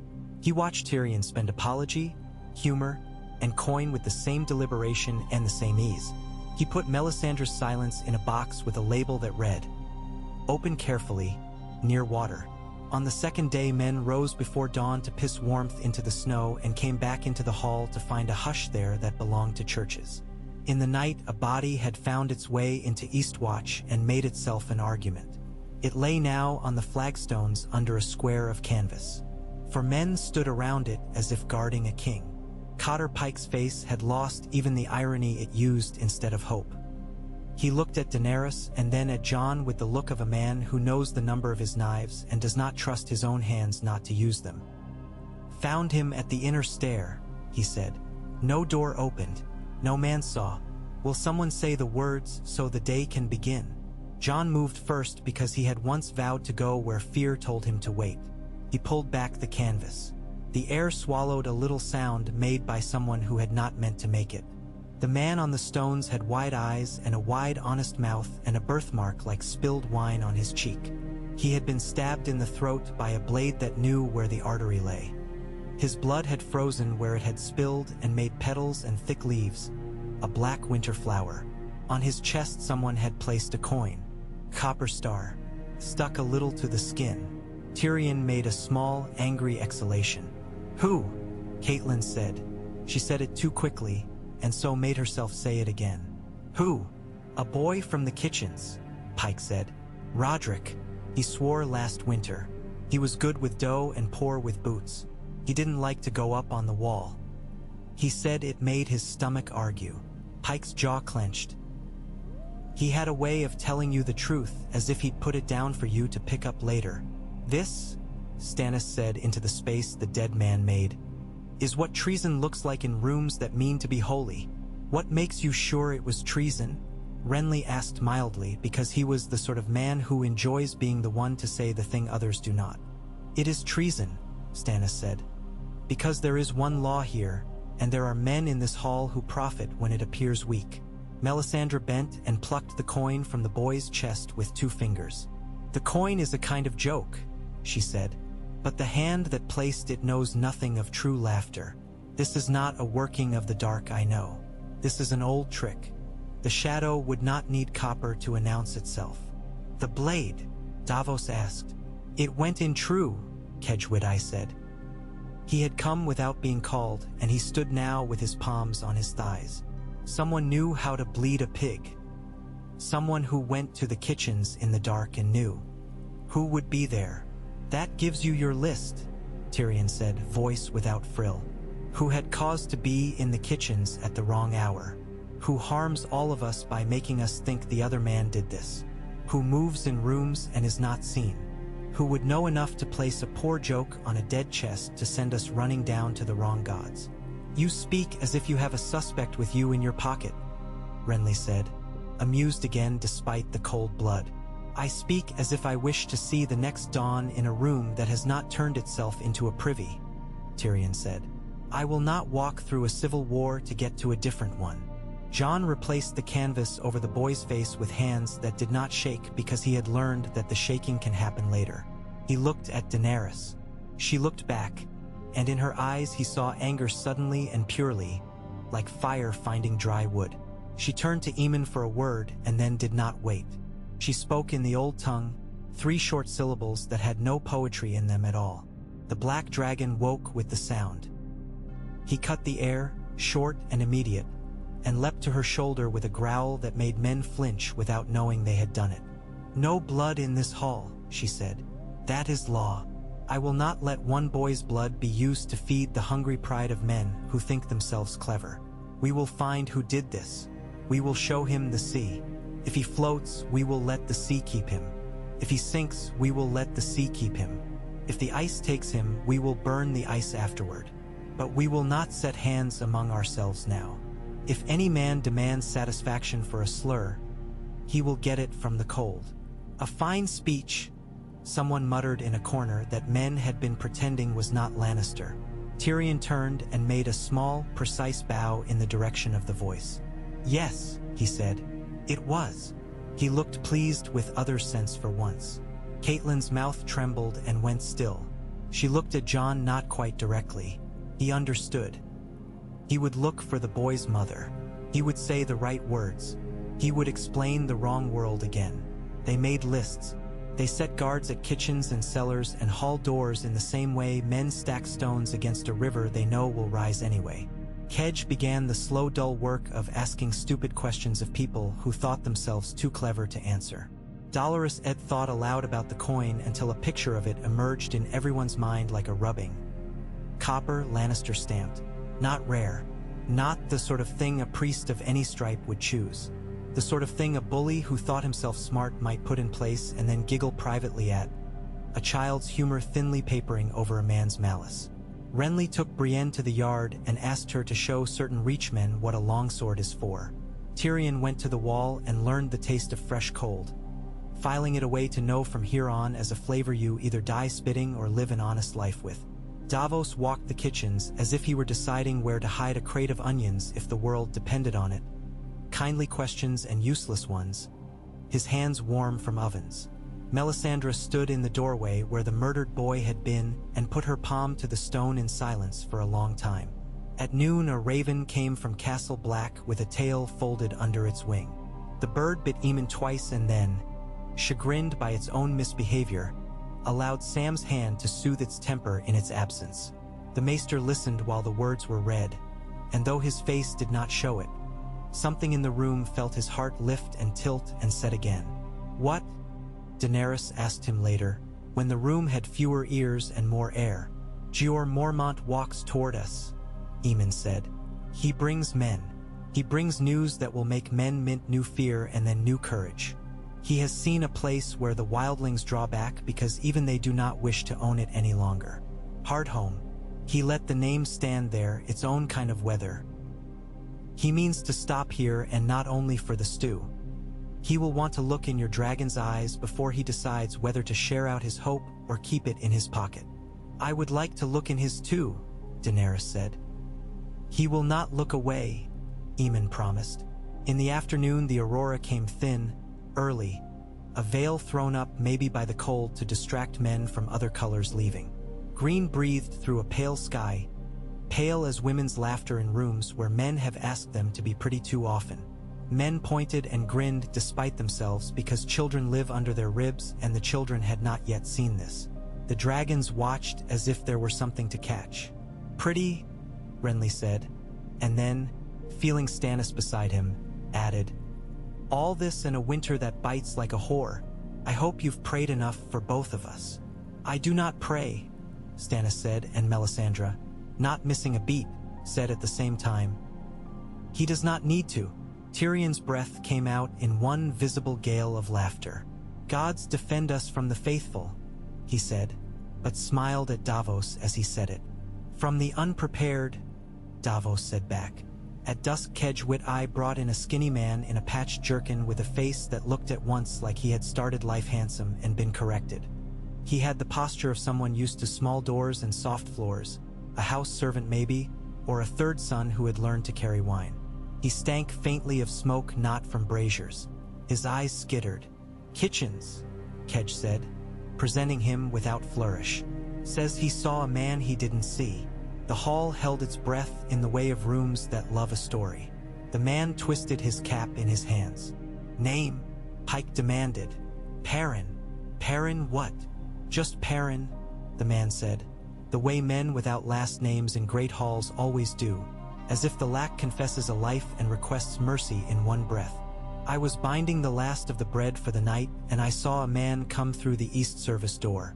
He wore a cloak dark as a priest's, but not red," he added hastily, eyes flicking to Melisandre and away so fast it looked like a spasm. "He didn't look at me. He went up the inner stair, and his boots didn't sound like a man walks when he means his boots to be heard. Then I smelled tallow, not ours, and the door to the inner passage came open later without anyone wetting their hands on it first. I didn't see his face. I never see faces." Eamon's head tilted, listening to the way a man says he never sees faces. What did his absence look like? The hall blinked. Perrin swallowed. "Like a man who knows where the cracks are," he said. "Better than my wife." Half a dozen men laughed in the same sad way. The room breathed again. "East service door," Kedge repeated to himself. "Tallow, not ours." "Tallow?" Davos said, remembering ships, remembering nights lighting lanterns with fat stolen from kitchens, remembering the way different fats smoke. "Beef." Perrin nodded quickly, grateful for a question he could answer. "Not mutton. Our mutton burns thick." This was cleaner, and the candle wasn't bayberry. "We don't burn bayberry." "Pike says it makes girls think of city floors and boys think of kissing." Cotter Pike rolled his eyes under his brows and did not deny he had said it. "Bayberry," Tyrion said thoughtfully. "King's Landing. Lannisport for those who like to pretend we were first with everything. Old Town when a novice wants to smell like home." "Or Dragonstone," Stannis said dryly. "I have never cared what the air smells like when it burns, but men under my roof do." "We will search the doors," Daenerys said, not because anyone needed to be told. "We will search candles. We will watch the halls with our eyes and not with our pride. Perrin, you will sleep in the room next to Kedge's bed. If anyone touches a latch between now and dawn, he will be looking at Kedge before his hand is off it." "Kedge." "I have not slept longer than a breath since we started this foolishness," Kedge said, cheerful with grimness. "I will manage another night." It was not solved. Such things rarely are in the hour that men decide they will be. But the air in the hall lost the taste of panic and replaced it with the taste of the work men know how to do in order not to succumb to panic. That would have to serve until it did not. Night rose, sat, made itself comfortable. Ghost patrolled the yard with 2 of Pike's dogs who respected his blank, fierce courtesy. Drogon climbed to the highest point in the rookery and stared outward at nothing men saw. Aemon dreamed of words he had not yet said and woke only to put his hand out and touch the wood of the chair where Daenerys had sat, as if that contact might remind his fingers of the shape of necessity. Jeor Mormont arrived 2 days later, not because the gods arranged things for dramatic effect, but because men count miles and the Garrons walk them when they are told to. He came down the switchback with the battered grace of a man who has lost a bird and returned with a hawk. The old bear did not waste his eyes, but at the sight of the dragons his eyebrows performed some private soldierly maneuver that, on another man, might have been called astonishment. "Lord Commander," Daenerys said, meeting him halfway as if to honor his days and not force them to come all the way up. "Girl," Jeor said, not as insult or habit but because he had lost the knack of fancy. He looked at Jon and let a grin escape as if Jon had finally pulled off a good trick after failing for years. "Well then, we've made something out of rumors. We'll see if we can make something out of winter next." He embraced Aemon with a gentleness he did not manage for anyone else. Eamon's hand touched his cheek briefly, a benediction that pretended to be a mockery of one and failed at it. "You have too many feathers," Eamon said. "Heavier than you need, lighter than you want." "I have too many of everything and not enough of anything," Gior said. "You've seen Hardhome smoke. We've seen something worse," Kedge muttered from where he leaned against a post. Gior wasted no time reporting what he had seen. The great broken campfires on the far coast, the drift of human things which is the sea's only memorial for the poor, the way even brave dumb men refuse to speak about tall thin shadows when ale is in them. He spoke of wildling chiefs with newer scars and older eyes, of Mance Raiders' music traveling in odd directions, of hills that had learned to hum under the right wind at dusk. "And in the night," he said, "a shape stood where I left a man, and the next morning the man did not. It did not move wrong. It did not move at all. It desired. That was enough." "We will need a name for that," Renly said, "because humor is sometimes a rope lower men down wells with. We cannot keep saying it and that and the thing. That way lies superstition. We call what we can kill," Stannis said. "We name after the act, not the fear." "That is a good maxim for a man with a sword," Tyrion said. "It is not a good maxim for a man with a quill. The quill works in advance of the sword, or the sword comes home and finds itself unclean." "The free folk call them others," Jon said. "They call themselves free because they have never seen a room like this and thought it a kindness." "Others," Daenerys repeated softly. "Then we will teach the room to be a kindness for as long as we can make it be one." She did not leave off the work of terms. The day's business at Eastwatch became a braid. One strand the cold and its messengers, one strand the talks, one strand the quiet hunt for the hand that had put copper on a boy's chest. Men tired. That was good. Tired men make fewer foolish promises to their pride. Women in the campfires outside the second gate learned to sew fur to leather with thread that would not break when wet. The summer islanders traded song for warmth and found both to be temporary in honest ways. Kuhuru Montag handit. A bundle of narrow bows to Halder with the same look a man gives a cousin. "This is for your boy. He will make something of it you did not imagine." One night, late, Jon found Catelyn Stark on the parapet looking out where sea and sky hurt to separate. She heard him and did not turn.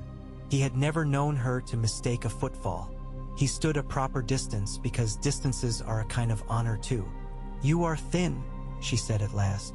It was an odd thing to choose and exactly right. "We eat," he said. "Mothers never stop counting their children," she said, then smiled at the insult inside the kindness. "Even when they were not meant for us." "I thought you did not think me yours," he said, not to accuse but to set the truth on the wall where the wind might wash it. "I did not know how," she said. "I was not taught. I knew only how to count my own and keep the numbers in order.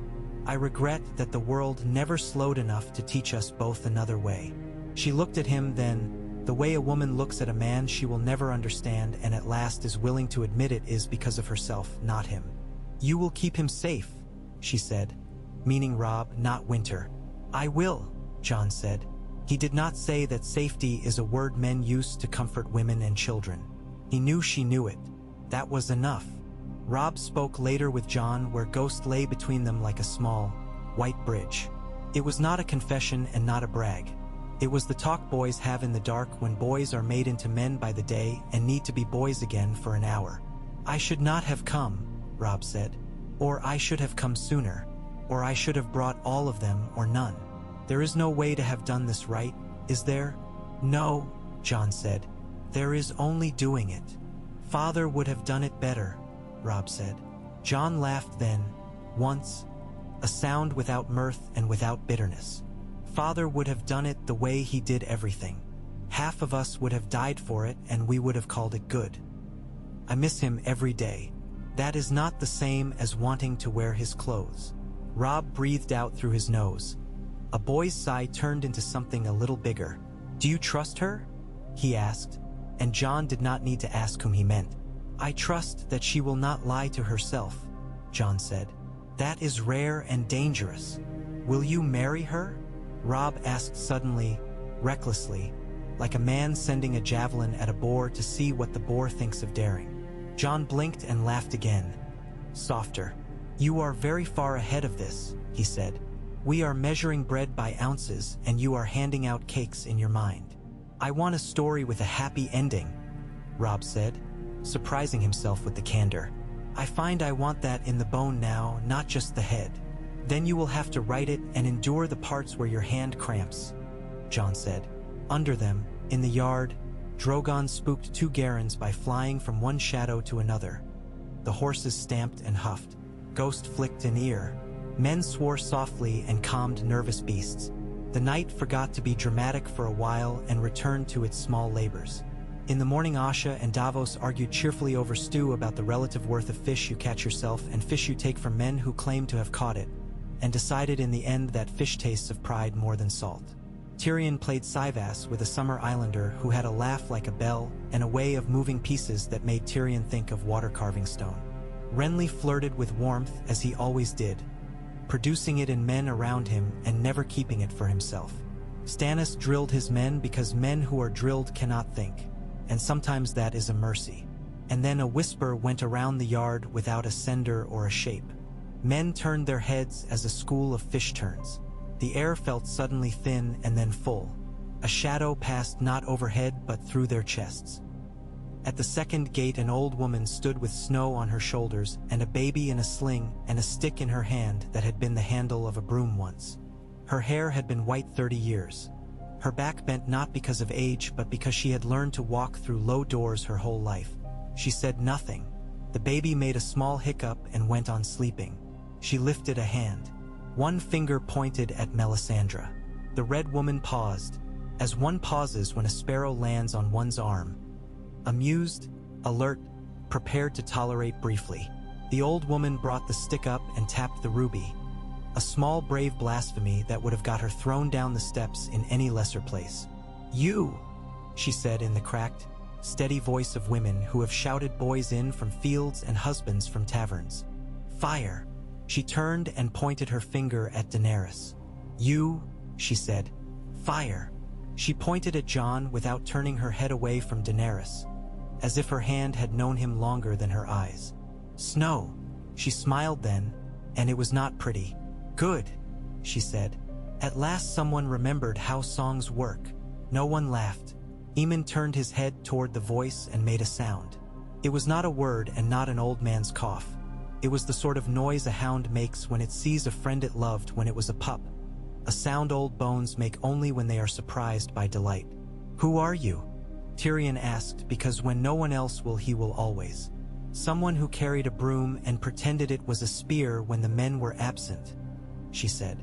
Someone who was not killed by a winter 40 years ago and so came to see if you would all make it worth the trouble. Someone who knows a little of songs. You know how they end? Renly demanded, charmed again despite the world's insistence on being itself. They end when men stop thinking they are the only ones meant to sing them, she said, and jabbed Melisandre once more for emphasis. The ruby pulsed, affronted, and a lash-thin wisp of heat rose into air and disappeared. Melisandre's eyes narrowed, which on another man might have been a smile. The old woman turned and walked away with the stiff dignity of those who cannot hurry without splitting apart. Men made way for her as if she were a small ship in a crowded harbor, and each believed he was the one giving way. If this place were not strange enough, Stannis muttered, and Davos's mouth twitched because it had been a long time since he had loved his king for being exactly himself in the only way he knew. The day turned, and with it the talks. A map of the Riverlands went down under Tyrion's hands and Catelyn's eyes, and together, like two people who have once danced and disliked it but learned each other's steps anyway, they began to lay out a corridor of good sense from the neck to the Blackwater where men could pass with grain and not with spears. Renly swore none of his would molest any line of bread-bearing wagons, and Stannis agreed to hang any man under his banner who did, and both adults in the room looked at Tyrion until he acknowledged that he could only promise so much and that that much would be enough because he would hang too to set the example. Jon in the meantime walked the outer stair with Kedge and spoke with men whose eyes were quick and who did not yet know what it costs to see. He learned which of Pike's boys fancied themselves clever and which were clever without suspecting it. and he told Kedge which one to put on the east service door that night and which one to put on a cot with a cup of hot milk until his pride slept. They walked past the place where the boy had died. Jon stopped and put his hand to the stone. It was cold. It was stone. When he came down again, Daenerys waited by the boat ramp where snow had been pushed aside and sea had licked it and made crystals like sugar. She had her cloak up and her hair bound close so it wouldn't catch like a flag in the wind. Drogon stood on the post by her head with his wings dropped like a sleeping bat's. She looked at him and then beyond him, into air that was not yet wind. "They will or they will not," she said, and because he had not been given a question he did not answer one. "They are learning," she added, and he knew she meant not the men. "Yes," he said, "they must learn faster." She turned her head, this time to him. "So must we." He nearly smiled. "We have been doing nothing else." She looked at his face for a long breath and then nodded as if filing away an assessment. "You are not afraid of me," she said, not pride, not censure, only the sort of observation one makes about a good coat. "It fits, it is warm, it is a tool." "I am," he said, "but I fear the wrong things when I am tired. I have learned to be tired only after." "Good," she said. "Do not be tired yet." That night it snowed in a new way, fine and constant, a kind of settling dust for the cold. Eastwatch wore it with resignation. The hall was quieter. Men had worn down the edges of their tempers on each other enough to sit without staring. A harp asked a long question and answered half of it. A summer island drum spoke Christian little beats because rage was not the tool for this hour. The dragons sparked and smoldered and then went still. The wolf thumped his tail twice and forgot why. Kedge caught his mouse at last just before false dawn, because men who think themselves clever always meet a man who thinks himself patient. The baker's help, Perrin's cousin in fact, but that had not been said aloud, was at the east service door with a bar of tallow taken from a box under his bed and a candle he had stolen from a Lannister trunk with a lion on its latch. He had been told to set it in the inner passage and not to look back when he had done so. He had been told to feign surprise in the morning and be brave and talk about what he had seen to the wrong ears. He had been given a silver stag that bought a man's silence and a copper star that bought a boy's laughter. He had been told all of this by a man with a soft voice who whispered like a mother by a cot in the night. Whose voice? Jon asked him when the candle had been taken away and the boy's mouth had stopped making lies. Because Kedge's hand on his ear had gotten him past the place where boys think a lie is a future instead of only a present. The boy trembled now with the way fear leaves when it has finally been recognized. "I don't know," he wept and meant it. It was like someone who'd told me stories when I was small, like the stories made the voice. "Accent," Tyrion prompted. "The river? The hills? The city?" "The city," the boy said. "No." He shook his head. His breath hitched, like he'd been in the city long enough to forget where he started. "I know 6 men like that," Tyrion murmured. "We'll find him," Kedge said, "as men say we'll find spring. He'll make a mistake and we'll be looking at him when he makes it. Until then," Daenerys said from the doorway, "we go on, and we make it more expensive to interrupt us." They did. The next day and the next the braid held. The others kept their patient watch on the horizon like tall trees that had learned to stand in hateful places. Men tried to teach themselves to stand as well. The talks turned to marriages and made the hall change temperature 3 times in 1 hour. Renly proposed a match that would have made poets smirk and soldiers roll their eyes and got his ears boxed by Brienne's gaze before Stannis even had to say no. Catelyn suggested that perhaps afterward, in the spring that would come if they did not destroy each other first, there might be ways to mend rifts without putting girls on horses headed for men who did not deserve them. Tyrion nodded and promised that if they needed a wedding, he could arrange something with wine and caution. Asha laughed and said the Iron Islands do not marry for peace. They marry for the sake of nieces and nephews, and Daenerys nodded at that as if to say, "Your honesty buys you more room." Aemon told her stories in the after noons when the light allowed it and his voice had not gone tight with use. He spoke of a prince who had been promised, and the way promise is an ugly word when men put it in their mouths. He spoke of Rhaegar and of the guilt that will cling to a beautiful idea like burrs on soft cloth. He spoke of the difference between being born for a song and learning to sing, of women who have done both and men who did neither. He said once, very quietly, "Sometimes the grammar is wrong on purpose, and that is the only way the truth can be said in a language that was not made for it." She listened as if each syllable were a nail, and she had been given a hammer she did not wish to waste on plaster. She asked him how to hold a room without gripping it until it fought. She asked him what not to forget. He told her names, small names of places where salt goes stale, of men who used to mend saddles for a living and now mend throats, of women who knew where to put the body of a child so wolves would not find it. He told her one thing he had never told anyone, a thing about the day he had taken the black and the way a man feels when he cuts himself away from a path he knows would have made him monstrous. She put that where she put the memory of her brother's hand on her arm the day he sold her, and the feel of warm water on her back a lifetime ago in a city far to the south of where she now breathed frost. On the fourth night the aurora came again, brighter, rippling, and the black dragon raised his head to it and hissed long and thoughtful, and Melisandre looked up and smiled in a way that was almost human. "Even my god enjoys a show," she said, and Davos, beside her, said, "Then he is less of a bore than I thought." And for a moment they were two people with a shared joke rather than a king's man and his doubtful flame. And then, when men's bodies had just learned to trust the night and unknotted their shoulders, the sea gave up something it had been holding. A long cry came up from the outer watch, a sound that makes men move before they know why. Jon and Kedge and half the hall were running before the sound had finished being itself. Daenerys was ahead of most of them without seeming to have moved. The second gate let them out into air that bit like a young dog. On the black ice, not 50 paces from shore, a figure knelt. It had once been a woman, and then a grandmother, and then a thing the sea took, and then something else. Her hair was long and white and stiff with salt, and around her ankles the ice had grown lacy and careful the way ice does if given time. She held something at her breast like a toy.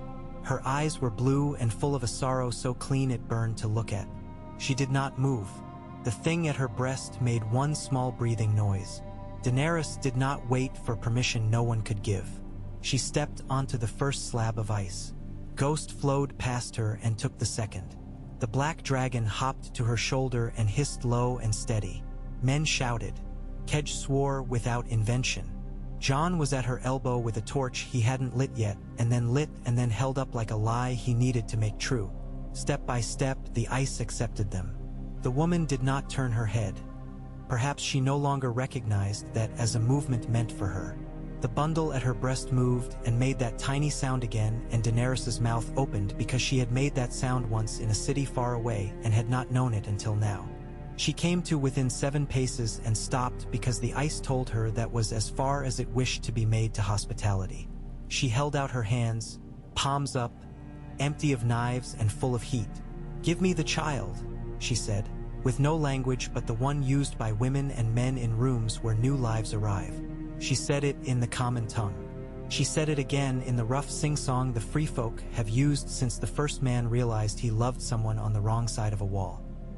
She said it once in the old tongue that had named the dragons. She did not cry. She did not beg. She did not pretend there was any magic in words beyond the magic you put in them by meaning them. The woman watched her without blinking for a long time, that poisoned difference between breath and no breath. Then, with an aching slowness that could have broken stone, she lifted the bundle and held it out in 2 hands. The ice creaked. Men did not breathe. Daenerys stepped forward 1 step. The ice allowed it after considering whether to be kind. Jon stepped with her, his body a confession that he would go down if she did, and that neither of them would apologize for having tried. Ghost crouched, ready to leap at water or night without asking which. The dragon made a small, steady sound. Not a warning, not a threat, not a song, just presence. Daenerys took the bundle. It weighed less than secrets and more than hope. She stepped back 1 step. The ice sighed in the way ice sighs when it decides not to kill you and regrets the decision. Jon stepped back with her. The woman's hands remained out, empty now, blue and graceful. She looked down at them as if surprised to see them without purpose. Then she looked up at Daenerys. For the smallest of moments, something that might have been a smile not born of life touched the corner of her mouth and died. She did not move after that, not even when the black dragon breathed a narrow thread of heat at the ice around her feet to make a margin between the living and the no longer. She stayed and let the night keep her. They came back over the slabs, breath burning their ribs, men opening so they could in their small way catch them if the ice changed its mind. On the shore, Daenerys put the bundle into Catelyn Stark's hands because some things need to be put into a mother's hands regardless of which mother. Catelyn's mouth made shapes that were not words, and then she laughed once aloud at the infant's furious, pinched face, because the world has sense sometimes at the edges. The baby qualled and punched the air with its hands like two little fish learning about water. The hall forgot it was a hall and remembered it was a place where human things happen when people are not paying attention. A bargain, Melisandre said softly after a time, to herself perhaps, or to the fire she had in her head. An odd bargain. Fisherwomen know better than to trade their last hook. Aemon, hearing nothing and everything, put his hand out. Daenerys took it. He gave it a small squeeze like it was some last piece of strength he had put by for a day exactly like this, and was pleased to spend it. In the days that followed, the cold took things from them, as it will, and gave things as it does less often. The terms solidified like ice that has been walked on long enough that it thinks of itself as land. Grain promised became grain counted. Wards named by houses were matched with other houses' wards until a net of children, cousins, and politics had been slung out over the maps in two colors of ink, and one that Aemon said looked like the color of old hope. Ships were allotted, garrisons drafted, scribes scratched. Men lay down together in twos and threes because warmth is a kind of forgiveness. Women told jokes at the kettles at which men did not laugh because they did not understand them. Stannis came to Daenerys one evening when the light was so thin the torch beside them had not decided whether to be necessary. He did not bow. He did not play at deference. He stood and let the cold speak and then the silence. "I will not kneel," he said, as if confessing a sin to a god he does not believe in and expects to be damned for. "I did not ask," she said. "I will break the Iron Throne," he said. "Not for you, for what it did to us, for what it made of my brother, for what it made of me. If you wish to sit in its place later, we will have a conversation. Now, we will fight together without lying to each other about tomorrow." "Good," she said, and after a time, "Your priestess thinks you are the answer to a song." "My priestess thinks many things," Stannis said, almost dry. "She is wrong sometimes when she is most right." "About me," Daenerys said. "She is interested in you," Stannis said. "I have rarely known her to be interested in anything that does not burn for her. And you?" "I am interested in what burns against me," Stannis said. "And what burns for me, and what burns in place. Dragons burn. Fine. We will put them where burning is useful." Davos watched that exchange and smiled a little in his beard where no one could see. Melisandre watched it and lowered her eyes, and the ruby glowed and did not. Renly watched it and told a rude joke to take the taste out of his mouth. Tyrion watched it and made a mental note to start paying more attention to the small men who swept his steps, because this had begun with a kitchen and a boy and not with a crown. And Jon watched it and thought, "We have given the dead a reason to pause. Let us not teach them to hurry." A letter came by Raven from a man none of them expected. Balon Greyjoy's hand, heavy and ugly as a rope burn, offered 100 ships in return for grain and timber and the head of a fry of the hall's choosing. Asha laughed aloud and said her father had remembered how to be young the way a horse remembers how to buck when it hears the old bell. Cotter Pike scratched his beard and said if the Iron Islands wanted to row north until their arms fell off, he would not stand on the quay and stop them. Daenerys wrote back 3 lines and sealed it with plain wax. "Send your ships. Bring your hunger. There will be no fryheads here. If you want one, go south and hunt." Asha read it and hooted and kissed Daenerys on both cheeks and scared Drogon so much he skittered into Aemon's lap and made the old man startle and then laugh until he coughed. Ghost came to put his head under Aemon's palm as if to steady him and ended with the old hand on his white skull. The world doing the right thing for a breath. It did not last, because it is not the world's way to let peace practice too long without interruption. In the fourth week a storm came immediately and without manners, the kind that forms itself over the sea like a fist and swings before the man you meant to hit has time to duck.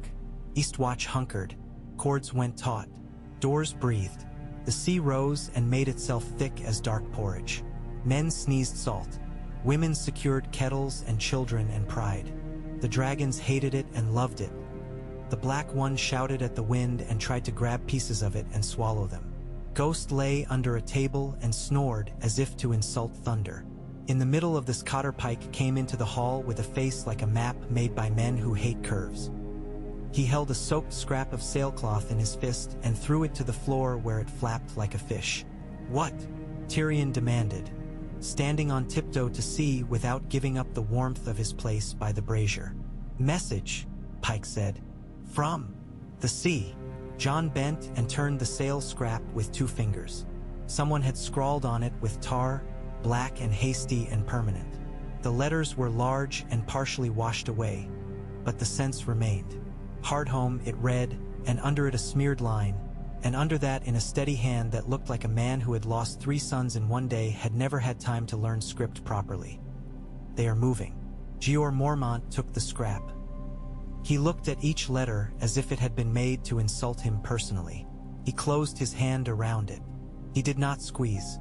He simply closed it, as if sealing something inside he would not let out until it had been useful. "All right," he said to the room that could not hear because of the storm. Then louder, "All right." They made lists again because that is what men do when the dark announces it has plans. Names of men who could ride and men who could row and men who could walk long with little sleep. Names of women who could pack and bind and carry and not cry when a child cried at the wrong time. Names of boys who could run and not ask why yet and still listen at the right door. The watch brought out oil and counted it the way misers' wives count coins when their husbands are drunk. The Summer Islanders flexed their fingers and did not fuss over bowstrings. They know better. The dragons were fed, not because hunger would make them fierce, but because it would make it harder for them to listen. The wolf was told nothing. He would simply go where he must. The ships at the quay were stripped of anything that was not purpose. Stannis came and stood with Jeor and Daenerys and Jon and looked at the map like a man who intends to walk across it and dare it to move. Renly came and stood slightly apart, and in doing so made 3 men stand with him who would otherwise have gone alone. A confidence of placement is a kind of power. Tyrion came and stood where he could reach the wine bottle and not appear to be reaching for anything else. Catelyn came and stood and spoke to no one because she was doing her work already, which was to think of blankets and of how to coax a cow to give under a gale wind. Davos came and stood the way a man stands on a deck he knows, balanced, braced. Melisandre came and stood and closed her eyes and looked inside them. "Others," Stannis said, trying the word on his mouth and not finding it distasteful. "We take fire to them. We take enough men that the ones who will run later rather than sooner," Jeor said. "And we put them where their running will not teach the dead anything useful." Daenerys put her finger on the map. "We take ships as far as the water will let us and no more, and we do not force it. We go around and not through. We put the dragons on the leeward side of the wind whenever possible. We do not light larger fires than we can keep fed. We do not let men wander off to piss behind driftwood and think themselves brave. We take the men who are willing to be told they are not their own gods," Jon finished. "Yes," she said. "And if the dead move faster?" Renly asked. "Then we move faster," she said, with no joy and no tremor. The storm blew itself out like a singer who has overreached. The world lay down and panted. The day after, the sea was sullen and the sky, offended, offered small kindnesses. They launched the first boats at dawn. Kahuru Mo's cinnamon wind went first, because pride and because the ship was built for gossip with waves. Northmen's fat-bellied cogs came next. Like old ants who surprise you by carrying more weight than you thought they had in them, Asha's lean longship slid off the chop with contempt. Stannis's fury moved as if someone had offended it personally and it wished to confront the offender. On the quay, Catelyn hugged boys whose mothers were not there. Tyrion put a hand on Davos's shoulder and said something that made Davos snort. Melisandre told Stannis not to waste the fire she had given him and kissed the air near his cheek like a wife who knows kisses are counted. Jeor clapped Jon on the back in the way that bruises and conveys love. Aemon sat wrapped in 3 furs and lifted his hand once, a pope of black, and made a circle in the air that meant nothing and everything. Go and return and go again. Daenerys stepped into the boat last, Drogon leaping ahead as if offended by caution. Jon stepped beside her. Ghost jumped and landed and made no sound. The oars dipped, the shore eased back, the wall leaned, listening. Eastwatch watched. All the talk of terms and of chairs and of lines faded to a neat stack of papers on Aemon's table that would be there when the room was again willing to receive paper. The living went to meet the remainder of their appointment with the dead, and the dead were punctual. It was not a rush. It was a day's work. The wind messed their hair and tried to push them off the business they had set for themselves. The sea was not helpful. Men who had sworn to love only dry land discovered they had a language in their mouths for waves they had not known they would need to speak. The horizon did its trick, hiding what must be seen until it had decided men were ready to look upon it. Cries went up and became ordinary, the way a man's heartbeat is ordinary until he is forced to notice it. Hardhome lay like a bruise against the cold, a smear of history on the white. Smoke rose without ambition. The wood beneath it had given up trying to impress the sky. Bones lay with the kind of dignity the weather gives them when it has nothing else to do. Shapes moved where no shapes should. The dead did not make a sound beyond the dry noise of their going. Drogon hissed and did not wait.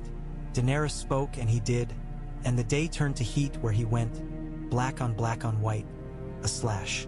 The other 2 dragons, greedily called Viserion and Regal in moments that had cost her more later than she had known then, cast smaller, narrower fires that stitched light over dark. The wind stole flame and learned to be cautious. Men shouted and shut up. Ghost ran and did not stop. Jon swung and set alight and swung again and felt his arms become other men's arms for a while. It was the only thing that stands between a man and the bad kind of magic. Stannis was implacable not out of heroism but because a man whose face sets as his does cannot learn a new one. Renly did the work and found out whether charm will call a man home when he starts to go away from himself. Davos stayed where he was most needed because that is what he does. Tyrion did not die because he was small and because he took advice quickly and because Bronn happened to be where a spear happened to be, and in the end that is how history is written, by the places where men happen to have been useful. And then the day did the thing men forget, it ended. They could not stay, not and claim sense. They could not come back the next and pretend they were beginning again. They were in the middle now, and the middle is where you remember why you started. They put distance between themselves and the place that wanted to keep them without malice and without interest, the kindness of the dead that you must not mistake. On the way back the sea permitted a calm. The sky did a trick with light that allowed a man to imagine summer. Men in boats sat with their heads down and their hands numb. Ghost lay his head over Jon's knee, heavy and sure. Drogon drowsed with one eye open. Daenerys kept her hands on the gunwale where men could see them and anchor themselves to the fact that a human had chosen this for them and would choose other things tomorrow. What now? Jon asked quietly, not because he did not know, but because sometimes the asking of a question is the thing that steadies a boat that threatens to rock. Now, she said, looking at the wall, which refused to be impressed, and at Eastwatch, which breathed, and at the men who had not died, who would die later and need a reason not to resent it. We do it again, and we find out which of those men with crowns can bear the boredom of doing a hard thing twice. The oars dipped, the shore came slowly, like judgment. Men lined the quay with every inch of themselves. Women put their hands up to shade their eyes, though the light did not require it. Children learned something not in any book, and they would either remember or pretend they had always known it. The wall leaned a little as if just for a moment it could be persuaded to be pleased. They came in and were caught. Boots found stone, and that homecoming hurt as homecomings sometimes do when you are not sure whether you will have to leave again before you have learned new names for the rooms. The days ahead lifted their heads in the minds of those who think beyond the meal in front of them. The nights ahead raised their hackles and then lay down. Between dragons and wolves and kings and kitchen boys, between red fire and old ice, Between words spoken and the ones still in the mouth, space waited. The necessary, unglamorous space in which men must stand still long enough to become something other than what winter and pride would automatically make of them. And beyond that space, unlit and full of whatever men decide to light or to darken, the future minded its quiet business, an ocean under cloud, waiting without impatience for oars and for the strong hands that would put them into water with a rhythm learned the hard way and kept until it becomes something like a song.